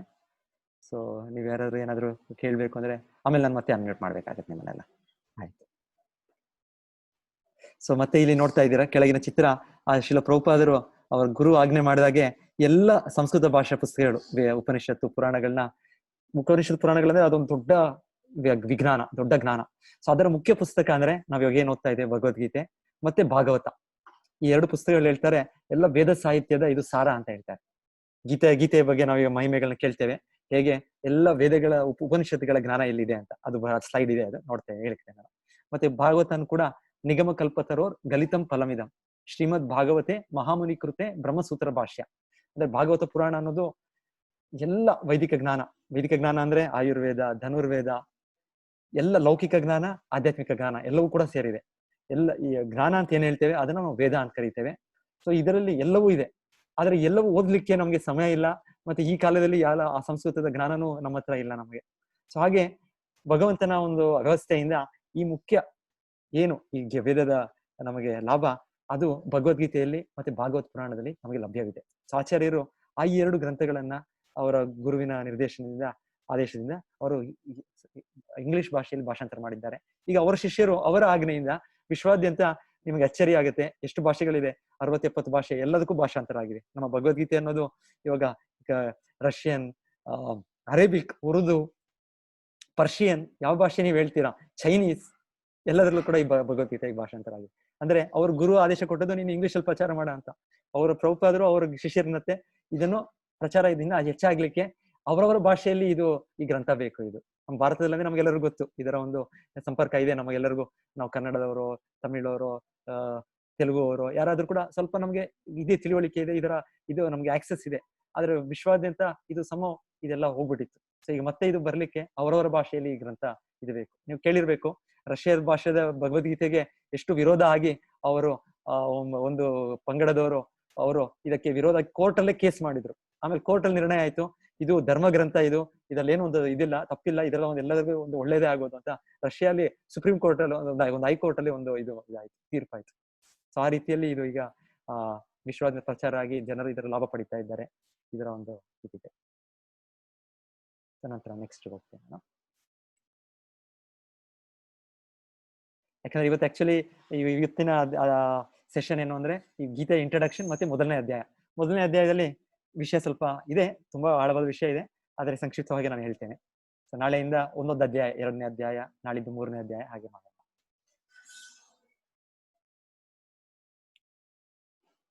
ಸೊ ಇದು ಲಾಸ್ಟ್. ಇದು ಆಚಾರ್ಯರು ನಾನು ಹೇಳಿದ್ದು 1965 ಆಗಸ್ಟ್ 13 ಬೆಂಗಳೂರು ಭಾರತದಿಂದ ಹೊರಟದ್ದು, ಕಲ್ಕತ್ತಾದಿಂದ. ಅಲ್ಲಿ ನೋಡ್ತೀರಾ, ಕಲ್ಕತ್ತಾದ ಇದು ನೋಡ್ತೀರಾ. ಸೊ ಅಲ್ಲಿಂದ ಹೊರಟದ್ದವರು.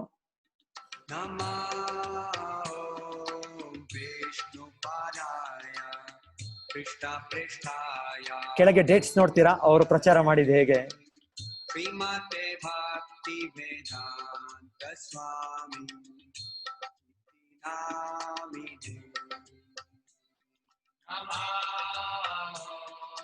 ವಿಷ್ಣು ಪದಾಯ ಕೃಷ್ಣ ಪೃಷ್ಠಾಯ ಶ್ರೀಮತೆ ಭಕ್ತಿ ವೇದಾಂತ ಸ್ವಾಮಿ. ಅದೇ February 11 Mexico, March 16 India, May August 7 1975 ಅಲ್ಲಿ.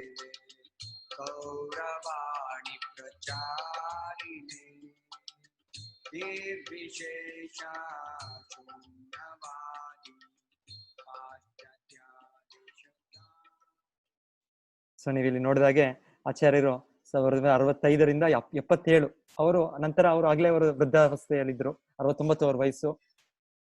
ನಂತರ 12 ವರ್ಷ ಅವರು ಜೀವಿಸಿದ್ದು ನಮ್ಮ ಈ ಇದರಾಗಿ. ಅವರು 14 ಬಾರಿ ಪರ್ಯಟನೆ ಮಾಡ್ತಾರೆ. ಮೊದಲ ಬಾರಿ ಅವ್ರು ಹೋಗಿದ್ದು ಇಲ್ಲಿಂದ ಅವ್ರಿಗೆ ಯಾವುದೊಂದು ಇದಿಲ್ಲ, ಬೆಂಬಲ ಇಲ್ಲ, ಅವ್ರ ಹಡಗಿನಲ್ಲಿ ಹೋಗಿದ್ದು. ಆದ್ರೆ ನಂತರ ಅವರ ಶಿಷ್ಯರು ಅವರು ಶುರು ಮಾಡಿದ್ದು ಕೇಂದ್ರ ಅಮೆರಿಕೆಯಲ್ಲಿ ಏನು ಹಣದ ಒಂದು ಕೊರತೆ ಇಲ್ಲ, ಆಗ್ಲೂ ಕೂಡ 1965ರಲ್ಲಿ. ಸೊ ಆಗ ಅವರು ಆ ಅಮೆರಿಕನ್ ಯುವಕರು ಇವರ ಆದೇಶವನ್ನು ತಗೊಂಡು ಇವರಿಗೆ ಬೆಂಬಲ ಕೊಟ್ಟದ್ದು. ಇವರು 14 ಬಾರಿ ಪರ್ಯಟನೆ ಮಾಡಿ ವಿಶ್ವಾದ್ಯಂತ. ಆಗ ಫ್ಲೈಟ್ ಆಗ್ಲೂ ಶುರು ಆಗಿತ್ತು. ಸೊ ಆಚಾರ್ಯರು ಅದೇನು ಹೆಸಿಟೇಷನ್ ಮಾಡ್ಲಿಲ್ಲ, ಇದೇನು ನಾವು ಪ್ರಚಾರ ಮಾಡ್ಲಿಕ್ಕೆ, ಭಗವಂತನ ಇಚ್ಛೆ ಇದ್ ಮಾಡ್ಲಿಕ್ಕೆ ಅವರು ಹೋಗಿ ಒಂದೊಂದು ದೇಶದಲ್ಲಿ ಒಂದೊಂದು ಇದಕ್ಕೆ ಹೋಗಿ ಅವರ ಶಿಷ್ಯರನ್ನು ಕಳಿಸಿ ಅವ್ರಿಗೆ ಪ್ರೋತ್ಸಾಹ ಕೊಡ್ಲಿಕ್ಕೆ, ಮತ್ತೆ ಅವರವರನ್ನು ಹೇಗೆ ಆಚಾರ್ಯರು ಹೋಗಿ ಅಮೆರಿಕೆಯಲ್ಲಿ ಮೊದಲು ಒಂದು ಸೆಂಟರ್, ನ್ಯೂಯಾರ್ಕ್ ಮೊದಲು ಸೆಂಟರ್ ಶುರು ಮಾಡ್ತಾರೆ. ನಂತರ ಅವ್ರಿಗೆ ಶಿಷ್ಯರಿಗೆ ಹೇಳ್ತಾರೆ ಸ್ಯಾನ್ ಫ್ರಾನ್ಸಿಸ್ಕೋ ಹೋಗಿ ಶುರು ಮಾಡಿ. ನ್ಯೂಯಾರ್ಕ್ ಈಸ್ಟ್ ಕೋಸ್ಟ್ ಆಯ್ತು, ಒಬ್ಬ next west coast San Francisco centre ಶುರು ಮಾಡ್ತಾರೆ. ಮತ್ತೆ ಅವ್ರ ಶಿಷ್ಯರಿಗೆ ಹೇಳ್ತಾರೆ ಹೀಗೆ ಒಬ್ಬರು ಹೋಗಿ ಶುರು ಮಾಡ್ಬೇಕು. ಸೊ ಇವರು ಈ ವಯಸ್ಸಿನಲ್ಲಿ ಅವರ ಒಂದು ಉತ್ಸಾಹ ನೋಡಿ, ಅವರ ಒಂದು ಶುದ್ಧ ಭಕ್ತಿಯನ್ನು ನೋಡಿ ಅವರ ಶಿಷ್ಯರು ಅವರು ಕೂಡ ಪ್ರೇರೇಪಣೆಗೊಂಡು ಒಬ್ಬೊಬ್ಬರು ಹೋಗಿ ಒಂದೊಂದು ಕಡೆ ಶುರು ಮಾಡ್ತಾರೆ. ಸೊ ಆಚಾರ್ಯರು ಅವರಿಗೆ ಪ್ರೋತ್ಸಾಹ ಕೊಡ್ಲಿಕ್ಕೆ ಅವರು ಈ ತರ ಪರ್ಯಟನೆ ಮಾಡಿದ್ರು. ಅವರೇನೊಂದು ಸೈಟ್ ಸೀಯಿಂಗ್ಗೆ ಇಂಗ್ಲೆಂಡ್ಗೆ ಹೋಗಿದ್ದು ಸೈಟ್ ನಾವು ಹೋಗ್ತೇವೆ ಇವತ್ತು ಒಂದು ಟ್ರಿಪ್ ಪ್ರೆಷರ್ ಟ್ರಿಪ್ ಅಂತ ಹೋಗ್ತೇವೆ ನಾವು. ಆಚಾರ್ಯರು ಅವ್ರಿಗೇನು ಪ್ರೆಷರ್ ಟ್ರಿಪ್ ಅಂತ ಏನು ಹೋಗ್ಲಿಲ್ಲ. ಅವರು ಹೇಳ್ತಾರೆ ಅವರು ಪ್ರವಾಸ ಮಾಡುವಾಗ ಅವ್ರ ಜೊತೆ ಒಬ್ರು ಶಿಷ್ಯರು ಇರ್ತಾ ಇದ್ರು. ಅವರೊಟ್ಟಿಗೆ ಮ್ಯಾಚ್ ಮಾಡಕ್ ಆಗ್ತಾರೆ. ಶ್ರೀಲ ಪ್ರಭುಪಾದರ ವಯಸ್ಸು 70, 72, 74, 75 ಹಾಗೆ. ಅವರ ಶಿಷ್ಯರ ವಯಸ್ಸು 25, 22 ಅಥವಾ ಯುವಕರು. ಆದ್ರೆ ಆಚಾರ್ಯರು ಒಂದು ಸ್ಥಳದಿಂದ ಇನ್ನೊಂದ್ ಸ್ಥಳಕ್ಕೆ ಹೋದಾಗ ಅವರ ದೇಹಕ್ಕೆ ಆಯಾಸ ಅನ್ನೋದೇ ಇಲ್ಲ. ನಮಗೆ ಈಗ ಒಂದು ಸ್ಥಳಕ್ಕೆ ಹೋದ್ರೆ ಜೆಟ್ ಲ್ಯಾಗ್ ಅಂತ ಆಗುತ್ತೆ. ಈ ಜೆಟ್ ಲ್ಯಾಗ್ ಇಂದ ನಾವು ಹೋದ್ರೆ ಒಂದು 2-3 ದಿವಸ ನಮ್ಗೆ ಅಲ್ಲಿ ನಮ್ಮ ಬಾಡಿ ಸಿಸ್ಟಮ್ ಸರಿಯಾಗಿ ವ್ಯವಸ್ಥೆ ಬರ್ಲಿಕ್ಕೆ 2-3 ದಿವಸ ಬೇಕು. ನಮ್ಗೆ ನಿದ್ದೆ ಇದಾಗಿರುತ್ತೆ. ಯಾಕಂದ್ರೆ ಅಲ್ಲಿ ಅಮೆರಿಕಲ್ಲಿ ರಾತ್ರಿ, ಇಲ್ಲಿ ಬೆಳಗ್ಗೆ. ಇಲ್ಲಿ ಅವ್ರು ಬಂದಾಗ ಇಲ್ಲಿ ಅದು ದೇಹ ಸೆಟ್ ಆಗೋದಿಲ್ಲ, ಅದು ಜೆಟ್ ಲ್ಯಾಗ್ ಅಂತ ಹೇಳ್ತೇವೆ. ಸೊ ಆಚಾರ್ಯರು ಹಾಗೆ ಅವರು ಪ್ರವಾಸ ಮಾಡುವಾಗ ಅವರ ಜೊತೆ ಇರುವ ಶಿಷ್ಯರು ಯುವಕರು ಅವ್ರನ್ನ ಮ್ಯಾಚ್ ಮಾಡಕ್ ಆಗ್ತಾ ಇರ್ಲಿಲ್ಲ. ಅವರು ಏನೊಂದು ರೆಸ್ಟ್ ಇಲ್ಲ. ಆಚಾರ್ಯರು ಕೆಲವೇ ಗಂಟೆ 2 ಗಂಟೆ 3 ಗಂಟೆ ಕಾಲ ನಿದ್ದೆ ಮಾಡ್ತಾ ಇದ್ರು ಅಷ್ಟೇ. ಮತ್ತೆ ಈ ಪುಸ್ತಕಗಳು ನೀವೇನ್ ನೋಡ್ತೀರಾ, ಅವರೆಲ್ಲರೂ ಆ ಒಂದು ವೃದ್ಧ ಅವಸ್ಥೆಯಲ್ಲಿ ಇದರಲ್ಲಿ 65, 77ರಲ್ಲಿ ಈ ಪುಸ್ತಕಗಳೆಲ್ಲ ಅವ್ರು ಬರೆದದ್ದು. ಅವ್ರು ರಾತ್ರಿ ಹೊತ್ತು ಬರಿತಾ ಇದ್ರು, ಬೆಳಿಗ್ಗೆ ಹೊತ್ತು ಪ್ರಚಾರದಲ್ಲಿ ಅವ್ರ ಶಿಷ್ಯರಿಗೆ ಪ್ರೋತ್ಸಾಹ ಕೊಡೋದಲ್ಲಿದ್ರು. ರಾತ್ರಿ ಹೊತ್ತು ಎಲ್ಲರೂ ಮಲಗಿದ್ದು ಅವರು ನಾವು ರೆಸ್ಟ್ ಮಾಡುವಾಗ ಅವ್ರು ಫ್ರೀ ಆಗಿದ್ದು ಅವ್ರ ಈ ಪುಸ್ತಕಗಳನ್ನೆಲ್ಲ ಮಾಡಿದ್ದಾರೆ. ಸೊ ಇದೊಂದು ಕಿರು ಪರಿಚಯ ಶ್ರೀಲ ಪ್ರಭುಪಾದರ ಜೀವನ. ಸ್ವಲ್ಪ ಜಾಸ್ತಿ ಸಮಯ ತೆಗೆದುಕೊಂಡೆ ನಾನು. ಸೊ ಈಗ ಮುಂದುವರ್ಸೋಣ. ಇದು ನಮ್ಮ ಕೇಂದ್ರ. ಸೊ ಇದು ನಮ್ಮದು ಮಂಗಳೂರಿನಲ್ಲಿದ್ದಾರೆ, ಮಂಗಳೂರಿನ ನಂತೂರ್ ಅಂತ. ಸೊ ಕೆಲವರು ಮಂಗಳೂರಿಂದ ಸೇರ್ಕೊಂಡಿರ್ಬೋದಿಲ್ಲಿ ತಾವು, ಆದ್ರೆ ಬಹಳ ಜನ ಹೊರಗಿಂದನೂ ಇದ್ದೀರಾ. ಸೊ ಮಂಗಳೂರಿಗೆ ಬಂದಾಗ ತಾವು ಬರ್ಬೋದು, ನಮ್ಮ ವಿಳಾಸನೂ ನಾವು ಕೊಡ್ತೇವೆ ನಾವು. ಸೊ ನಮ್ಮ ಕೇಂದ್ರವನ್ನು ಭೇಟಿ ಮಾಡ್ಬೋದು ನೀವು. ಇಲ್ಲಿ ನಮ್ಮ ಆರಾಧ್ಯ ದೇವರು ರಾಧಾ ಗೋವಿಂದ ಇವರ ಹೆಸರು. ಸೊ ಇವರ ಒಂದು ಕೃಪೆಯಿಂದ ನಾವು ಈ ಕಾರ್ಯಕ್ರಮವನ್ನು ಹಮ್ಮಿಕೊಂಡಿದ್ದೇವೆ. ಸೊ ನಮ್ಮ ವಿಳಾಸ ಇದೆ. ಸೊ ನಮ್ಮ ವೆಬ್ಸೈಟು ಕೊಟ್ಟಿದ್ದೇವೆ. ಸೊ ತಾವು ಆ ವೆಬ್ಸೈಟ್ ಅಲ್ಲಿ ಎಲ್ಲ ನಿಮಗೆ ಲಿಂಕ್ಸ್ ಮತ್ತೆಲ್ಲ ಕನೆಕ್ಟ್ ಆಗುವ. ಇಲ್ಲಿ ನಮ್ಮ ಅಧ್ಯಕ್ಷರು ನಾಮನಿಷ್ಠ ಪ್ರಭು ಅಂತ, ಇವರ ಒಂದು ನೇತೃತ್ವದಲ್ಲಿ ಈ ಕಾರ್ಯಕ್ರಮವನ್ನು ಹಮ್ಮಿಕೊಂಡಿದ್ದೇವೆ. ನಾವು ಹೇಳ್ಬೇಕು ಅಂದ್ರೆ ಅವರು ಇದನ್ನ ಒಂದು ವಾರದಿಂದ ಅವರು ನಮ್ಗೆ ಹೇಳುವಾಗ ಇದೇನು ಕಾರ್ಯಕ್ರಮ, ಇದು ಹೇಗೆ ನಡೆಯುತ್ತೆ ಅಂತ ನಮಗೆ ಒಂದು ಯೋಚನೆ ಮಾಡಕ್ ಆಗ್ತಾ ಇರ್ಲಿಲ್ಲ. ಆದ್ರೆ ನಂತರ ಆ ರಿಜಿಸ್ಟ್ರೇಷನ್ ನಿಮಗೆ ತುಂಬಾ ಜನಕ್ಕೆ ನಾವು ಕಮ್ಯುನಿಕೇಟ್ ಮಾಡಕ್ ಆಗ್ಲಿಲ್ಲ. ನಾನು ನಿಮ್ಮ ಇದನ್ನು ಕೇಳ್ತೇನೆ, ಯಾಚಿಸ್ತೇನೆ. ಯಾಕಂದ್ರೆ ಎಷ್ಟೋ ಜನ ಕಾಲ್ ಮಾಡ್ತಾ ಇದ್ರು, ಎಷ್ಟೋ ಜನ ಮೆಸೇಜ್ ಮಾಡ್ತಾ ಇದ್ದಾರೆ. ನಾವ್ ಯಾರಿಗೂ ಉತ್ತರಿಸ್ಲಿಕ್ಕೆ ಆಗ್ಲಿಲ್ಲ. ಯಾಕಂದ್ರೆ ಅಷ್ಟು ಜನ ಈ ವಾರ ಸಮಯದಲ್ಲಿ ಅಷ್ಟು ಜನ ರಿಜಿಸ್ಟ್ರೇಷನ್ ಮಾಡ್ತಾ ಇದ್ದಾರೆ. ಸೊ ಹಾಗೆ ಅದಕ್ಕೆ ನಾವು ನಿಮಗೆ ಮನ್ನಣೆ ಕೇಳ್ತೇವೆ. ಸೊ ಅವರ ಒಂದು ಪ್ರೇಯರ್ ಇದರಿಂದ ಉತ್ಸಾಹದಿಂದ ಈ ಕಾರ್ಯಕ್ರಮ ಹೇಗೆ ನಡೀತಾ ಇದೆ. ಬೇರೆ ಬೇರೆ ಭಾಷೆಯಲ್ಲಿ ತಮಿಳ್, ತೆಲುಗು, ಬೇರೆ ಬೇರೆ ಇನ್ನು ಮರಾಠಿ ಎಲ್ಲ ಕಡೆ ರಿಕ್ವೆಸ್ಟ್ ಬಂದಿದೆ. ಆದ್ರೆ ನಮಗೆ ನೋಡೋಣ, ಈ ಟೈಮ್ ನಾವು ಒಂದು 4 ಕನ್ನಡ, ತಮಿಳ್, ಇಂಗ್ಲಿಷ್, ಹಿಂದಿ ಮತ್ತೆ ತೆಲುಗು. ಸೊ ಈ ರೀತಿ ನಾವು 5-6 ಭಾಷೆಯಲ್ಲಿ ಮಾಡ್ತಾ ಇದ್ದೇವೆ. ಅವರಿಗೂ ಕೃತಜ್ಞತೆಗಳು, ನಾಮನಿಷ್ಠ ಪ್ರಭುಗಳಿಗೂ. ಅವರ ಒಂದು ಇದರಿಂದ ಈ ಕಾರ್ಯಕ್ರಮ ಆಗ್ತಾ ಇದೆ. ಸೊ ಈಗ ಗೀತೆಯ ಶುರು ಮಾಡೋಣ. ಸೊ ಭಗವದ್ಗೀತೆ ಅನ್ನೋದು ಒಂದು ಎಪಿಕ್ ಸ್ಕ್ರಿಪ್ಚರ್. ಇದು ನಮ್ಮ ಎಲ್ಲ ಜೀವನದ ಪ್ರಶ್ನೆಗಳಿಗೆ ಇದರಲ್ಲಿ ಉತ್ತರ ಇದೆ. ನಮಗೆ ಜೀವನದಲ್ಲಿ ಯಾವ ಸಮಯದಲ್ಲಿ ತೊಂದರೆ ಬರುತ್ತೆ, ಕಷ್ಟಗಳು ಬರ್ತವೆ, ನಮಗೆ ಗೊತ್ತಿಲ್ಲ ನಮ್ಗೆ. ಆದ್ರೆ ಇದೆಲ್ಲವೂ ಕೂಡ ಭಗವದ್ಗೀತೆಯಲ್ಲಿ ಉತ್ತರ ಇದೆ. ಸೊ ಹೇಳ್ತಾರೆ, ಇದನ್ನ ಸ್ಪಿರಿಚುವಲ್ ಡಿಕ್ಷನರಿ, ಒಂದು ಆಧ್ಯಾತ್ಮಿಕ ನಿಘಂಟು ಅಂತಾನೆ ಹೇಳ್ಬೋದು. ಇದರಲ್ಲಿ ಎಲ್ಲರ ಉಪಾಯ ಇದೆ ಭಗವದ್ಗೀತೆ. ಸೊ ಇದರ ವಿಚಾರವಾಗಿ ತುಂಬಾ ದೊಡ್ಡ ನಾಯಕರು ಕೂಡ, ನಮ್ಮ ಭಾರತದ ಮಹಾತ್ಮ ಗಾಂಧಿ ಅವರು ಕೂಡ ಸದಾ ಅವರ ಕೈಯಲ್ಲಿ ಭಗವದ್ಗೀತೆ ಇರ್ತಾ ಇತ್ತು ಅಂತ ಹೇಳ್ತಾರೆ. ಅವರು ಕೂಡ ಏನ್ ಹೇಳ್ತಾರೆ, ನಾನು ಯಾವಾಗ ಗೀತೆಯನ್ನು ಓದ್ತೇನೆ ನನಗೆ ಒಂದು ಹೊಸದ ಒಂದು ಆನಂದ ಸಿಗುತ್ತೆ, ಹೊಸ ಅರ್ಥ ಸಿಗುತ್ತೆ ನನ್ನ ಜೀವನಕ್ಕೆ ಅಂತ ಹೇಳ್ತಾರೆ. ನಂತರ ನೀವು ನೋಡ್ತಾ ಇದ್ದೀರಾ, ಆಲ್ಬರ್ಟ್ ಐನ್ಸ್ಟೈನ್ ಅವರು ದೊಡ್ಡ ವಿಜ್ಞಾನಿ. ಅವರು ಕೂಡ ಹೇಳ್ತಾರೆ, ಈ ಗೀತೆಯ ಇದು ವಿಷಯ ಎಷ್ಟು ಆ ಸೊಗಸಾಗಿದೆ ಇದರ ಜ್ಞಾನ ಅಂದ್ರೆ, ನಾನು ಯಾವಾಗ ಯಾವಾಗ ಇದನ್ನ ಕೇಳ್ತೇನೆ ನನಗೆ ಅನ್ಸುತ್ತೆ ಈ ಭೌತಿಕ ಪ್ರಪಂಚದ ಎಲ್ಲ ವಿಷಯಗಳು ತುಂಬಾ ಕ್ಷುಲ್ಲಕ, ಇದು ತುಂಬಾ ಚಿಕ್ಕದು. ಈ ಗೀತೆಯ ಜ್ಞಾನ, ಗೀತೆಯ ವಿಷಯ ಇದು ಅಷ್ಟು ದೊಡ್ಡದು, ಇದರ ಮುಂದೆ ಇದೆಲ್ಲವೂ ಕೂಡ ತುಂಬಾ ಕ್ಷುಲ್ಲಕ ಅನ್ಸುತ್ತೆ ನನಗೆ ಅಂತ ಹೇಳ್ತಾರೆ. ಸೊ ಅವರು ಕೂಡ ಈ ಗೀತೆಯನ್ನು ಓದ್ತಾ ಇದ್ರು, ಆಲ್ಬರ್ಟ್ ಐನ್ಸ್ಟೈನ್. ಸೊ ಇಲ್ಲಿ ಹೇಳ್ತಾ ಇರೋದು ಯಾಕೆ ಈ ಭಗವದ್ಗೀತೆ ಯಥಾರೂಪ ಅಂತ. ಈ ಆಚಾರ್ಯರು ಶ್ರೀಲ ಪ್ರಭುಪಾದರು ಅವರ ಕಿರು ಜೀವನ ಕೇಳಿದ್ವಿ. ಅವರು ಈ ಭಗವದ್ಗೀತೆಯನ್ನ ಅವ್ರು ಬರೆದಾಗ, ಅದರ ಭಾಷಾಂತರ ಮಾಡಿದಾಗ, ಭಾವಾರ್ಥ ಮಾಡಿದಾಗ ಅದಕ್ಕೆ ಅವ್ರು ಕೊಟ್ಟಿರೋ title as it is English ನಲ್ಲಿ. ಭಗವದ್ಗೀತೆ ಎಲ್ಲರಿಗೂ ಗೊತ್ತು, ಇದೇನು ಭಗವದ್ಗೀತೆ ಆಸ್ ಇಟ್ ಈಸ್, ಏನಿದು, ಇದೇನು ವಿಶೇಷ? ಇದು ವಿಶೇಷ ಏನು ಅಂತ ಹೇಳಿದ್ರೆ, ಭಗವದ್ಗೀತೆ ಅನ್ನೋದು ಗ್ರಂಥ ಜ್ಞಾನ ಇದೆ ಅದರಲ್ಲಿ. ಅದನ್ನು ನಾವು ಯಥಾವತ್ತಾಗಿ ತಗೊಂಡ್ರೆ ನಮಗೆ ಅದರ ಲಾಭ ಸಿಗುತ್ತೆ. ಹೇಗೆ ಸೂರ್ಯಕಿರಣಗಳಿದೆ, ನೀವು ಸೂರ್ಯ ಕಿರಣಗಳನ್ನ ಅದು ಲಾಭ ಪಡಿಲಿಕ್ಕೆ ಹೊರಗೆ ಹೋದ್ರೆ ಸಾಕು, ಸೂರ್ಯನ ಕಿರಣಗಳು ನಿಮ್ಗೆ ನಿಮ್ಮ ಮೇಲೆ ಬೀಳುತ್ತೆ, ನಿಮ್ಮ ಆರೋಗ್ಯ ಒಳ್ಳೇದಾಗುತ್ತೆ. ಸೊ ಹಾಗೆ ಭಗವದ್ಗೀತೆ ಜ್ಞಾನ ಸ್ವಪ್ರಕಾಶಿತ. ಆದ್ರೆ ಏನಾಗ್ತಾ ಇದೆ ಇವತ್ತಿನ ಆಧುನಿಕ ಜೀವನದಲ್ಲಿ, ಜನರು ಭಗವದ್ಗೀತೆಯನ್ನು ಉಪಯೋಗಿಸ್ಕೊಂಡು ಅವರವರವಾದ ಅವರ ಅಭಿಪ್ರಾಯವನ್ನು ಕೊಡ್ತಾ, ಇದು ನನ್ನ ಅನಿಸಿಕೆ, ಇದು ಭಗವದ್ಗೀತೆ ಇದು ಅಂತ ಹೇಳ್ತಾ ಇದ್ದಾರೆ. ಸೊ ಹೀಗೆ ಭಗವದ್ಗೀತೆ ನಿಜವಾದ ಜ್ಞಾನ ಅದು ಜನರಿಗೆ ಬರ್ತಾ ಇಲ್ಲ, ಅದು ಹೊರಗೆ ಬರ್ತಾ ಇಲ್ಲ. ಹಾಗಾಗಿ ನಾವು ನೋಡೋದು, ಶ್ರೀಲ ಪ್ರಭುಪಾದರು ಹೋಗೋ ಮುಂಚೆ ಈ ಗೀತಾ ಇಲ್ಲ ಅಂತಲ್ಲ, ವಿಶ್ವಾದ್ಯಂತ ಇದರ ಮುದ್ರಣ ಇತ್ತು, ಭಗವದ್ಗೀತೆ ಮುದ್ರಣ. ಆದರೆ ಎಷ್ಟು ಜನ ನಮ್ಮ ಸಂಸ್ಕೃತಿಯನ್ನು ಅನುಸರಿಸಲಿಕ್ಕೆ ಬರ್ತಾರೆ? 1965 ಶ್ರೀಲ ಪ್ರಭುಪಾದರು ಹೋಗಿದ್ದು ಭಾರತದ ಬಿಟ್ಟು, ಸಮುದ್ರದ ಬಿಟ್ಟು ಅವರು ಗಡಿಪಾರಿ ಹೋಗಿದ್ದು. ಆದರೆ ಅದರ ಸಮಯ ಮುಂಚೆನೂ ಗೀತೆ ಗೊತ್ತಿತ್ತು, ಅಲ್ಲಿ ಜನರ ಒಂದು ಇದಿತ್ತು. ಆದರೆ ಎಷ್ಟು ಜನ ನಮ್ಮ ಸಂಸ್ಕೃತಿಯನ್ನು ಅನುಸರಣೆ ಮಾಡ್ತಾರೆ? ಇನ್ಫ್ಯಾಕ್ಟ್ ಶ್ರೀಲ ಪ್ರಭುಪಾದರು ಅಮೆರಿಕೆಯಲ್ಲಿ ಹೋದಾಗ ಅಲ್ಲಿ ಬೇರೆ ಒಂದು ಸಂಸ್ಥೆ ಇವ್ರನ್ನ ಭೇಟಿ ಮಾಡ್ತಾರೆ, ಒಬ್ಬರು ಸ್ವಾಮಿಯನ್ನ, ನಮ್ಮ ಭಾರತೀಯ ಇವರೇ, ಅವರಲ್ಲಿ ಪ್ರಚಾರ ಮಾಡ್ತಾ ಇರ್ತಾರೆ. ಸೊ ಆಚಾರ್ಯರಲ್ಲೂ ಅವ್ರಿಗೆ ಹೋದಾಗ ಹೇಳ್ತಾರೆ ಅವರು, ನೀವು ಈ ರೀತಿ ನಿಮ್ಮ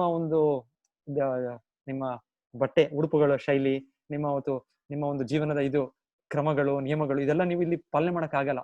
ಅಮೆರಿಕನ್ ಜನರಿಗೆ ನೀವು ಅಂದ್ರೆ ಅವ್ರಿಗೆ ತುಂಬಾ ಸರಳ ಮಾಡ್ಬೇಕು, ಅವರಿಗೆ ನೀವು ಈ ರೂಲ್ಸ್ ರೆಗ್ಯುಲೇಷನ್ಸ್ ಎಲ್ಲ ಹೇಳ್ಬಾರ್ದು. ಅವರದ್ದು ಇದೇ ಬೇರೆ. ಅವರು ಇಲ್ಲಿ ಅನೈತಿಕ ಸ್ತ್ರೀ ಸಂಬಂಧ ಮಾಡ್ತಾರೆ, ಮತ್ತೆ ಅವ್ರ ಜೂಜು, ಅವರು ಮದ್ಯಪಾನ ಮಾಡ್ತಾರೆ. ಸೊ ಇದೆಲ್ಲ ಇದೆ, ಮತ್ತೆ ಹೇಳ್ಬಾರ್ದಾಗಿದೆ, ಎಲ್ಲ ಪಾಪ ಚಟುವಟಿಕೆಗಳಿದೆ. ಸೊ ಇದೆಲ್ಲ ನೀವು ಅಲೋ ಮಾಡ್ಬೇಕು ನೀವು. ಇಲ್ಲ ಅಂದ್ರೆ ನಿಮ್ಗೆ ಇಲ್ಲಿ ಯಾರು ಒಂದು ಬೆಂಬಲಿಗರು ಸಿಗೋದಿಲ್ಲ, ಇಲ್ಲಿ ಯಾರು ಶಿಷ್ಯರು ಸಿಗೋದಿಲ್ಲ, ಯಾರು ಪ್ರಚಾರಕರು, ಇದು ನಿಮ್ಗೆ ಸಕ್ಸಸ್ ಆಗೋದಿಲ್ಲ, ನೀವು ಬಂದದ್ದು ಕಾರ್ಯಕ್ರಮ ಇಲ್ಲಿ ಆಗೋದಿಲ್ಲ. ಆಚಾರ್ಯರು ಹೇಳ್ತಾರೆ, ಆಚಾರ್ಯರು ಸುಮ್ಮನೆ ಇರ್ತಾರೆ. ಆಚಾರ್ಯರು ಅವರ ಪವಿತ್ರತೆಯಿಂದ, ಅವರ ಶುದ್ಧತೆಯಿಂದ ಇವರು ಅಮೆರಿಕನ್ ರೀತಿಯಲ್ಲಿ ಅವರ ಬಟ್ಟೆ ಉಡುಪು ಬದಲು ಮಾಡ್ಲಿಲ್ಲ, ಅವರ ರೀತಿ ಅವರು ಆ ಒಂದು ಅಭ್ಯಾಸಗಳನ್ನ ತಗೊಂಡ್ಲಿಲ್ಲ. ಅವರು ಆ ಜನರಿಗೆ ನಮ್ಮ ಸಂಸ್ಕೃತಿಯನ್ನು ಕೊಟ್ಟರು. ಎಷ್ಟು ಮಟ್ಟಿಗೆ ಅಂದ್ರೆ, ಈಗ ನೀವು ನೋಡ್ತೀರಾ ಎಷ್ಟು ಜನ ಆ ದೇಶದವರು, ಆಫ್ರಿಕನ್ ಅವರು, ಯುರೋಪಿಯನ್, ಅಮೆರಿಕನ್, ರಷ್ಯಾ ಪರ್ಟಿಕ್ಯುಲರ್ಲಿ ಹೇಳ್ತಾರೆ, ಎಷ್ಟು ಒಳ್ಳೆ ಭಕ್ತರಿದ್ದಾರೆ ಅಂದ್ರೆ ನೀವು ಅವ್ರನ್ನ ಭೇಟಿ ಮಾಡಿದಾಗ ನಿಮ್ಗೆ ಗೊತ್ತಾಗುತ್ತೆ, ಇವರು ಏನು ಇಷ್ಟು ಪರಿಶುದ್ಧ ವ್ಯಕ್ತಿಗಳು, ಇವರು ಇಷ್ಟು ಶಾಂತಿಯನ್ನು ಅನುಭವಿಸ್ತಾ ಇದ್ದಾರೆ, ಇವರು ಅಷ್ಟು ತೀವ್ರವಾಗಿ ಈ ಒಂದು ಸಂಸ್ಕೃತಿಯನ್ನು ತಗೊಂಡಿದ್ದಾರೆ ಅಂದ್ರೆ ನಮಗೆ ಆಶ್ಚರ್ಯ, ನಮಗೆ ಅವ್ರನ್ನ ಭೇಟಿ ಮಾಡಿದಾಗ ಆಶ್ಚರ್ಯ ಆಗುತ್ತೆ. ಸೊ ಇದು ಯಾಕೆ ಅಂದ್ರೆ, ಗೀತೆ ಸಂದೇಶವನ್ನು ಒಂದು ಗುರುಶಿಷ್ಯ ಪರಂಪರೆಯಲ್ಲಿ ತಗೊಳ್ಬೇಕು. ಇದೇ ನೀವು ಬಲಗಡೆಗೆ ಚಿತ್ರದ ನೋಡೋದು, ಗೀತೆಯನ್ನು ಮೊದಲು ಕೃಷ್ಣ ಒಂದು ಇದು ಬ್ರಹ್ಮ ಸಂಪ್ರದಾಯ ಅಂತ ನಾವು ಹೇಳ್ತೇವೆ. ಹೀಗೆ ಬ್ರಹ್ಮ ಸಂಪ್ರದಾಯ, ಶ್ರೀ ಸಂಪ್ರದಾಯ, ಕುಮಾರ ಸಂಪ್ರದಾಯ, ಇದೆಲ್ಲವೂ ಇದೆ. ನಾವು ಗೀತೆ ಅಧ್ಯಯನದಲ್ಲಿ ನಾವು 4ನೇ ಅಧ್ಯಾಯದಲ್ಲಿ ನಾವು ಇದ್ರ ವಿಚಾರ ಕೇಳ್ತೇವೆ. ಇವತ್ತು ಬ್ರೀಫ್ ಆಗಿ ಏನು ಅಂದ್ರೆ, ಈ ಶ್ರೀಲ ಪ್ರಭುಪಾದರು ಇವರು ಸ್ವಂತ ಅಭಿಪ್ರಾಯವನ್ನು ಕೊಡ್ತಾ ಇಲ್ಲ. ಆಸ್ ಇಟ್ ಈಸ್ ಅಂದ್ರೆ, ಅವರು ಈ ಬ್ರಹ್ಮ ಸಂಪ್ರದಾಯದಲ್ಲಿ ಬರೋ ಆಚಾರ್ಯರು ಯಾರು ಶಿಕ್ಷಕರು ಇದನ್ನ ಹೇಳಿದ್ದಾರೆ. ಇವಾಗ ನೀವು ಒಂದು ಇಂಜಿನಿಯರಿಂಗ್ ಮೆಡಿಕಲ್ ಕಾಲೇಜ್ ಸೇರಿದಾಗ ಅಲ್ಲಿ ಪ್ರೊಫೆಸರ್ಸ್, ಟೀಚರ್ಸ್ ಅವರೇನು ಹೊಸದೇ ಹೇಳೋದಿಲ್ಲ. ಅವರು ಆಗ್ಲೇ ನೀವು ಹೇಳಿದ ಹಿಂದೆ ಹೇಗೆ ಯೂನಿವರ್ಸಿಟಿಯಲ್ಲಿ ರೆಕಗ್ನೈಸ್ ಆಗಿರೋ ಬುಕ್ಸ್ ಇದೆ, ಅದ್ರ ಪ್ರಕಾರವಾಗಿ ಹೇಳ್ಬೇಕು, ಅದನ್ನೇ ಹೇಳ್ತಾರೆ. ಸೊ ಹಾಗೆ ಶ್ರೀಲ ಪ್ರಭುಪಾದರು ಮುದ್ರಣ ಮಾಡಿದ್ದು ನಮ್ಗೆ ಹೇಳ್ಕೊಡ್ತಾ ಇರೋದು ಅದೇ ವಿಷಯ. ಇನ್ನೇನು ಹೊಸ ವಿಷಯ ಅಲ್ಲ. ನಾವು ನಮ್ಮ ಗುರು ಹಿರಿಯರು, ಆಚಾರ್ಯರಿಗಿಂತ ದೊಡ್ಡವರಾಗಿ ನಾವು ಹೊಸ ಇಂಟರ್ಪ್ರಿಟೇಷನ್ ಕೊಡೋ ಅಗತ್ಯ ಇಲ್ಲ. ನಾವು ಇರ್ಬೋದು, ನಾವು ಇವತ್ತು ಈ ಝೂಮ್ ಮೂಲಕ ನಾವು ಕ್ಲಾಸ್ ಮಾಡ್ತಾ ಇದ್ದೇವೆ, ಆದ್ರೆ ವಿಷಯ ಒಂದೇ ನಮ್ಮದು. ವಿಷಯ ಇನ್ನೇನು ಬೇರೆ ಆಗೋದಿಲ್ಲ. ನಾವು ಝೂಮ್ ಮೂಲಕ ಮಾಡ್ಬೋದು, ಇಲ್ಲ ಇನ್ನೊಂದು ರೀತಿಯಲ್ಲಿ ಇನ್ನೊಬ್ರು ಮಾಡ್ಬೋದು, ಆದ್ರೆ ವಿಷಯ ಸಂದೇಶ ಒಂದೇ, ಇದ್ರ ಬದಲಾಗೋದಿಲ್ಲ. ಅಗತ್ಯ ಇಲ್ಲ ನಮ್ಗೆ. ಆಗ್ಲೇ ಈ ನಮ್ಮ ಒಂದು ಜೀವನದ ಗೊಂದಲಗಳಿಗೆ, ಜೀವನದ ಕಷ್ಟಗಳಿಗೆ ಪರಿಹಾರವನ್ನು ಕೃಷ್ಣ ಕೊಟ್ಟಿದ್ದಾನೆ. ಈಗ ಅವರ ಆಚಾರ್ಯರು ಆ ಸಂಪ್ರದಾಯದಲ್ಲಿ ಅದನ್ನ ನಮ್ಗೆ ತಿಳಿಸ್ಕೊಟ್ಟಿದ್ದಾರೆ. ಸೊ ಅದನ್ನೇ ನಾವು ಹೇಳ್ಬೇಕಾಗುತ್ತೆ ಅಷ್ಟೇ. ಸೊ ಇಲ್ಲಿ ಹೇಳೋದು, ನೀವು ನೋಡೋದು, ಇದು ನಾನು ಟ್ರೈ ಮಾಡ್ತೇನೆ ನಾಳೆಯಿಂದ ಕನ್ನಡಕ್ಕೆ ಅನುವಾದ ಮಾಡಿ ತಾವೆಲ್ಲರೂ ಕನ್ನಡದಲ್ಲೇ ಓದೋ ತರದ ಪ್ರಯತ್ನ ಪಡ್ತೇನೆ. ಇವತ್ತು ನಾನು ಅದು ಮಾಡ್ಲಿಕ್ಕೆ ಆಗಿಲ್ಲ. ಸೊ ನಾಳೆ ನಾನು ತಯಾರಿ ಮಾಡಿ ಕನ್ನಡದಲ್ಲೇ ಇದ್ರೆ ನಿಮ್ಗೆ ಎಲ್ಲರೂ ಕೂಡ ಕನ್ನಡದಲ್ಲೇ ಓದ್ಬೋದು. ಯಾಕಂದ್ರೆ ಕಾರ್ಯಕ್ರಮ ಕನ್ನಡದಲ್ಲಿದೆ. ಸೊ ಕನ್ನಡದಲ್ಲೇ ಇದ್ರೆ ಒಳ್ಳೇದು ಇದೆಲ್ಲ. ಸೊ ಇಲ್ಲಿ ತೋರಿಸೋ ತರ ಇಲ್ಲಿ 18 ದಿವಸದಲ್ಲೂ ಕೂಡ ನಮಗೆ ಆಗೋದಿಲ್ಲ. ಆದ್ರೆ ಒಂದು ಪ್ರಯತ್ನ ಮಾಡೋಣ. ನಮಗೇನ್ ಪ್ರಯತ್ನ ಅಂದ್ರೆ ಗೀತೆಯ ನಮಗೆ ಒಂದು ರುಚಿ ಸಿಗ್ಲಿ. ನಮ್ಗೆ ಗೀತೆಯ ರುಚಿ ಸಿಕ್ಕಿದ್ರೆ ನಾವು ಎಲ್ಲೆಲ್ಲಿದ್ದೇವೆ ಅಲ್ಲೇ ಇದರ ಅಧ್ಯಯನ ಮುಂದುವರಿಸಬಹುದು. ಮತ್ತೆ ಈ ರೀತಿಯ ನಮ್ಮ ಒಂದು ಕ್ಲಾಸ್ನ ಸಾಧ್ಯದಲ್ಲಿ ನೀವು ಸೇರ್ಬೋದು. ಸೇರಿ ಇದರ ಅಧ್ಯಯನನ ನೀವು ಮುಂದುವರಿಸಿ. ನೀವು ಸೊ ಆಬ್ಜೆಕ್ಟ್ ನಮ್ಮ ಉದ್ದೇಶ ಏನಂದ್ರೆ ಗೀತೆಯ ಅಧ್ಯಯನ ಇನ್ನ ನೀವು ಒಂದು ತೀವ್ರವಾಗಿ ತಗೊಳ್ಳಿ ಅಂತ ನಮ್ಮ ಉದ್ದೇಶ.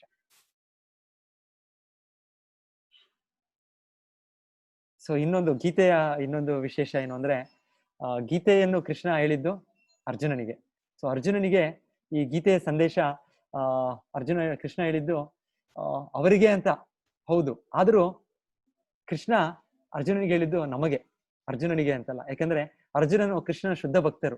ಹಾಗೆ ಅರ್ಜುನನಿಗೆ ಈ ತರ ಸಂಶಯ ಬರೋದು, ಈ ತರ ಒಂದು ಬೇಸರ ಆಗೋದು, ಈ ತರ ಒಂದು ಅಶಾಂತಿ ಆಗೋದು, ಈ ತರ ಒಂದು ಭಯ ಆಗೋದು, ಅದು ನಾವು ನಂಬಲಿಕ್ಕಾಗೋ ಇದು. ಅದು ಯಾಕೆ ಅಂದ್ರೆ ಕೃಷ್ಣನು ಈ ಗೀತೆಯನ್ನ ಹೇಳಲಿಕ್ಕೆ ತನ್ನ ಯೋಗಮಾಯ ಶಕ್ತಿಯಿಂದ ಅರ್ಜುನನಿಗೆ ಈ ರೀತಿಯ ನಾವು ಮಹಾಮಾಯದಲ್ಲಿದ್ದೇವೆ. ನಾವು ರಜೋಗುಣ ತಮೋಗುಣ ನಮಗೆ ಪ್ರಭಾವ ಆಗತ್ತೆ. ಮನಸ್ಸು ಇಂದ್ರಿಯಗಳು ನಮ್ಮನ್ನು ಒತ್ತಡ ಹಿಡಿತದಲ್ಲಿ ಬರುತ್ತೆ, ಸಿಗೋದಿಲ್ಲ. ಇದು ನಮ್ಮ ಸನ್ನಿವೇಶ. ಆದ್ರೆ ಅರ್ಜುನನ ಮುಕ್ತ ಪುರುಷನು. ಅವನಿಗೆ ಯಾಕೆ ಈ ತರ ಇದಾಯ್ತು? ಯಾಕೆ ಆಯ್ತು ಅಂದ್ರೆ ಕೃಷ್ಣನ ಅಂತರಂಗ ಶಕ್ತಿ ಯೋಗಮಾಯ ಅಂತ ಹೇಳ್ತಾರೆ. ಅದರ ಪ್ರೇರೇಪಣೆಯಿಂದ ಅವನ ಶುದ್ಧ ಭಕ್ತನಾದ ಮುಕ್ತ ಪುರುಷನಾದ ಅರ್ಜುನನು ಕೂಡ ಹೀಗೆ ಬೆರಗಾಗಿ ಕೃಷ್ಣನಿಗೆ ಪ್ರಶ್ನೆ ಮಾಡೋದು. ಈ ಕೃಷ್ಣನು ಈ ಜೀವನದ ಉಪಾಯವನ್ನು ನಮಗೆ ಈ ಪ್ರಶ್ನೆಗಳಿಗೆ ಉತ್ತರ ಕೊಡ್ಲಿ ಅಂತ ಕೃಷ್ಣನ ಇಚ್ಛೆಯಿಂದ ಇದಾದದ್ದು. ಸೊ ಕೃಷ್ಣನು ಮೊದಲನೇ ಅಧ್ಯಾಯದಲ್ಲಿ ಈ ವಿಷಯ ಏನು ಅಂದ್ರೆ ಕೃಷ್ಣನಿಗೆ ಅರ್ಜುನನಿಗೆ ಒಂದು ಪ್ರಶ್ನೆ ಆಗುತ್ತೆ, ನಾನು ಏನ್ ಮಾಡ್ಲಿ, ನಾನು ಯುದ್ಧ ಮಾಡ್ಬೇಕಾ ಯುದ್ಧ ಮಾಡಬಾರ್ದಾ ಅಂತ ಇದಾಗತ್ತೆ. ಸೊ ಹಾಗಾಗಿ ಅಲ್ಲಿಂದ ಶುರು ಆಗುತ್ತೆ ಇದು ಗೀತಾ ಅಧ್ಯಾಯ.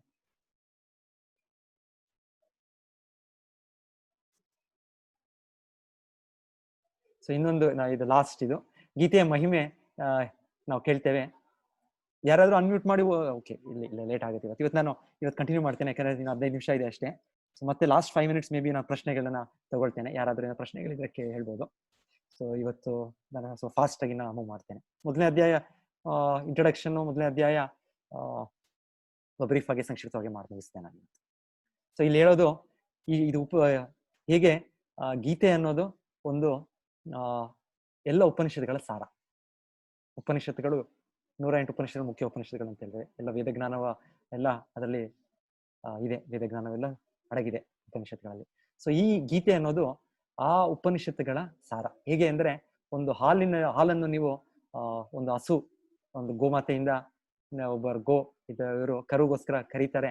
ಆ ರೀತಿಯಲ್ಲೇ ಕೃಷ್ಣನು ಗೋಪಾಲಕನಾಗಿ ಗೋಪಾಲ ಅವನಾಗಿ ಕರುವಾದ ಅರ್ಜುನನಿಗೆ ಈ ಹಾಲನ್ನು ಒಂದು ಗೋಮಾತೆ ಇದರಿಂದ ಉಪನಿಷತ್ಗಳದ್ರಿಂದ ಕೊಡ್ತಾ ಇದ್ದಾನೆ, ಆ ಸಾರವನ್ನು ಕೊಡ್ತಾ ಇದ್ದಾನೆ. ಸೊ ಈ ಹಾಲನ್ನು ಕೇವಲ ಕರುಗಲ್ಲ, ಗೋಮಾತೆ ಕೊಡೋದು ಹಾಲು ಕೇವಲ ಕರುಗಲ್ಲ, ಅದು ಎಷ್ಟು ಪ್ರಮಾಣದಲ್ಲಿ ಕೊಡುತ್ತೆ ಅಂದ್ರೆ ಭಗವಂತನ ವ್ಯವಸ್ಥೆಯಿಂದ ಅದು ನಮಗೂ ಕೂಡ ಮಾನವ ಜನಾಂಗ ಕೂಡ ಅದರ ಒಂದು ಲಾಭ ಬರುತ್ತೆ. ಹಾಗೆಯೇ ಅರ್ಜುನನಿಗೆ ಕರು ಆದ್ರೂ ಕೂಡ ಆ ಗೀತೆಯ ಸಂದೇಶ ನಮಗೂ ಉಳಿದಿದೆ. ನಮಗೂ ಕೂಡ ನಾವು ಇದನ್ನು ಕುಡಿದು ನಾವು ಕೂಡ ಇದರ ಲಾಭವನ್ನು ಪಡೆಯಬೇಕು. ಇದು ಗೀತಾಮೃತ. ಇದು ಗೀತಾಮೃತವನ್ನು ನಾವು ಸೇವಿಸಬೇಕು. ಸೊ ಈ ಮೊದಲ ಗೀತೆಯ ಅಧ್ಯಾಯ ಹೆಸರು ಅರ್ಜುನ ವಿಷಾದ ಯೋಗ. ಸೊ ಪ್ರತಿಯೊಂದು ಅಧ್ಯಾಯಕ್ಕೂ ಒಂದೊಂದು ಹೆಸರು. ಎರಡನೇ ನಾಳೆ ಮಾಡ್ತೇವೆ ಸಾಂಖ್ಯ ಯೋಗ. ನಾಳೆ ಮೂರನೇ ಅಧ್ಯಾಯ ಕರ್ಮಯೋಗ, ನಂತರ ಧ್ಯಾನ ಯೋಗ, ಭಕ್ತಿ ಯೋಗ, ಪುರುಷೋತ್ತಮ ಯೋಗ. ಈ 18 ಅಧ್ಯಾಯಗಳಿಗೆ ಒಂದೊಂದು ಹೆಸರಿದೆ. ಈ ಮೊದಲ ಅಧ್ಯಾಯದ ಹೆಸರು ಅರ್ಜುನ ವಿಷಾದ ಯೋಗ. ಅರ್ಜುನ ವಿಷಾದ ಯೋಗ ಅಂದ್ರೆ ಅರ್ಜುನನು ವಿಷಾದದಲ್ಲಿ ಶೋಕದಲ್ಲಿ ತೊಡಗ್ತಾರೆ. ಅದು ಇದರ ಇವತ್ತಿನ ಮೊದಲನೇ ಅಧ್ಯಾಯದ ವಿಷಯ. ಸೊ ಇಲ್ಲಿ ನೀವು ಚಿತ್ರದಲ್ಲಿ ನೋಡ್ತೀರಾ 3 ವ್ಯಕ್ತಿಗಳನ್ನು ನೋಡ್ತೀರಾ. ಈ ಮೊದಲಿಗೆ ಇಲ್ಲಿ ಧೃತರಾಷ್ಟ್ರ ನೋಡ್ತಾ ಇದ್ದೀರಾ, ನಂತರ ಇಲ್ಲಿ ಅರ್ಜುನನ್ ನೋಡ್ತಾ ಇದ್ದೀರಾ. ಒಂದು ನಿಮಿಷ ಓಕೆ. ಧೃತರಾಷ್ಟ್ರ ಇಲ್ಲಿ ಯಾಕೆ ತೋರಿಸ್ತಾ ಇದ್ದಾರೆ ಅಂದ್ರೆ ಈ ರಣರಂಗವನ್ನು ನೋಡಿದ್ಮೇಲೆ ಧೃತರಾಷ್ಟ್ರನಲ್ಲಿ ಒಂದು ಇದಾಯ್ತು, ಭಯ ಉಂಟಾಯ್ತು. ಯಾಕಂದ್ರೆ ಧೃತರಾಷ್ಟ್ರನು ನೋಡಿದ್ದು ಈ ಒಂದು ರಣರಂಗ ಇದು ಕುರುಕ್ಷೇತ್ರ.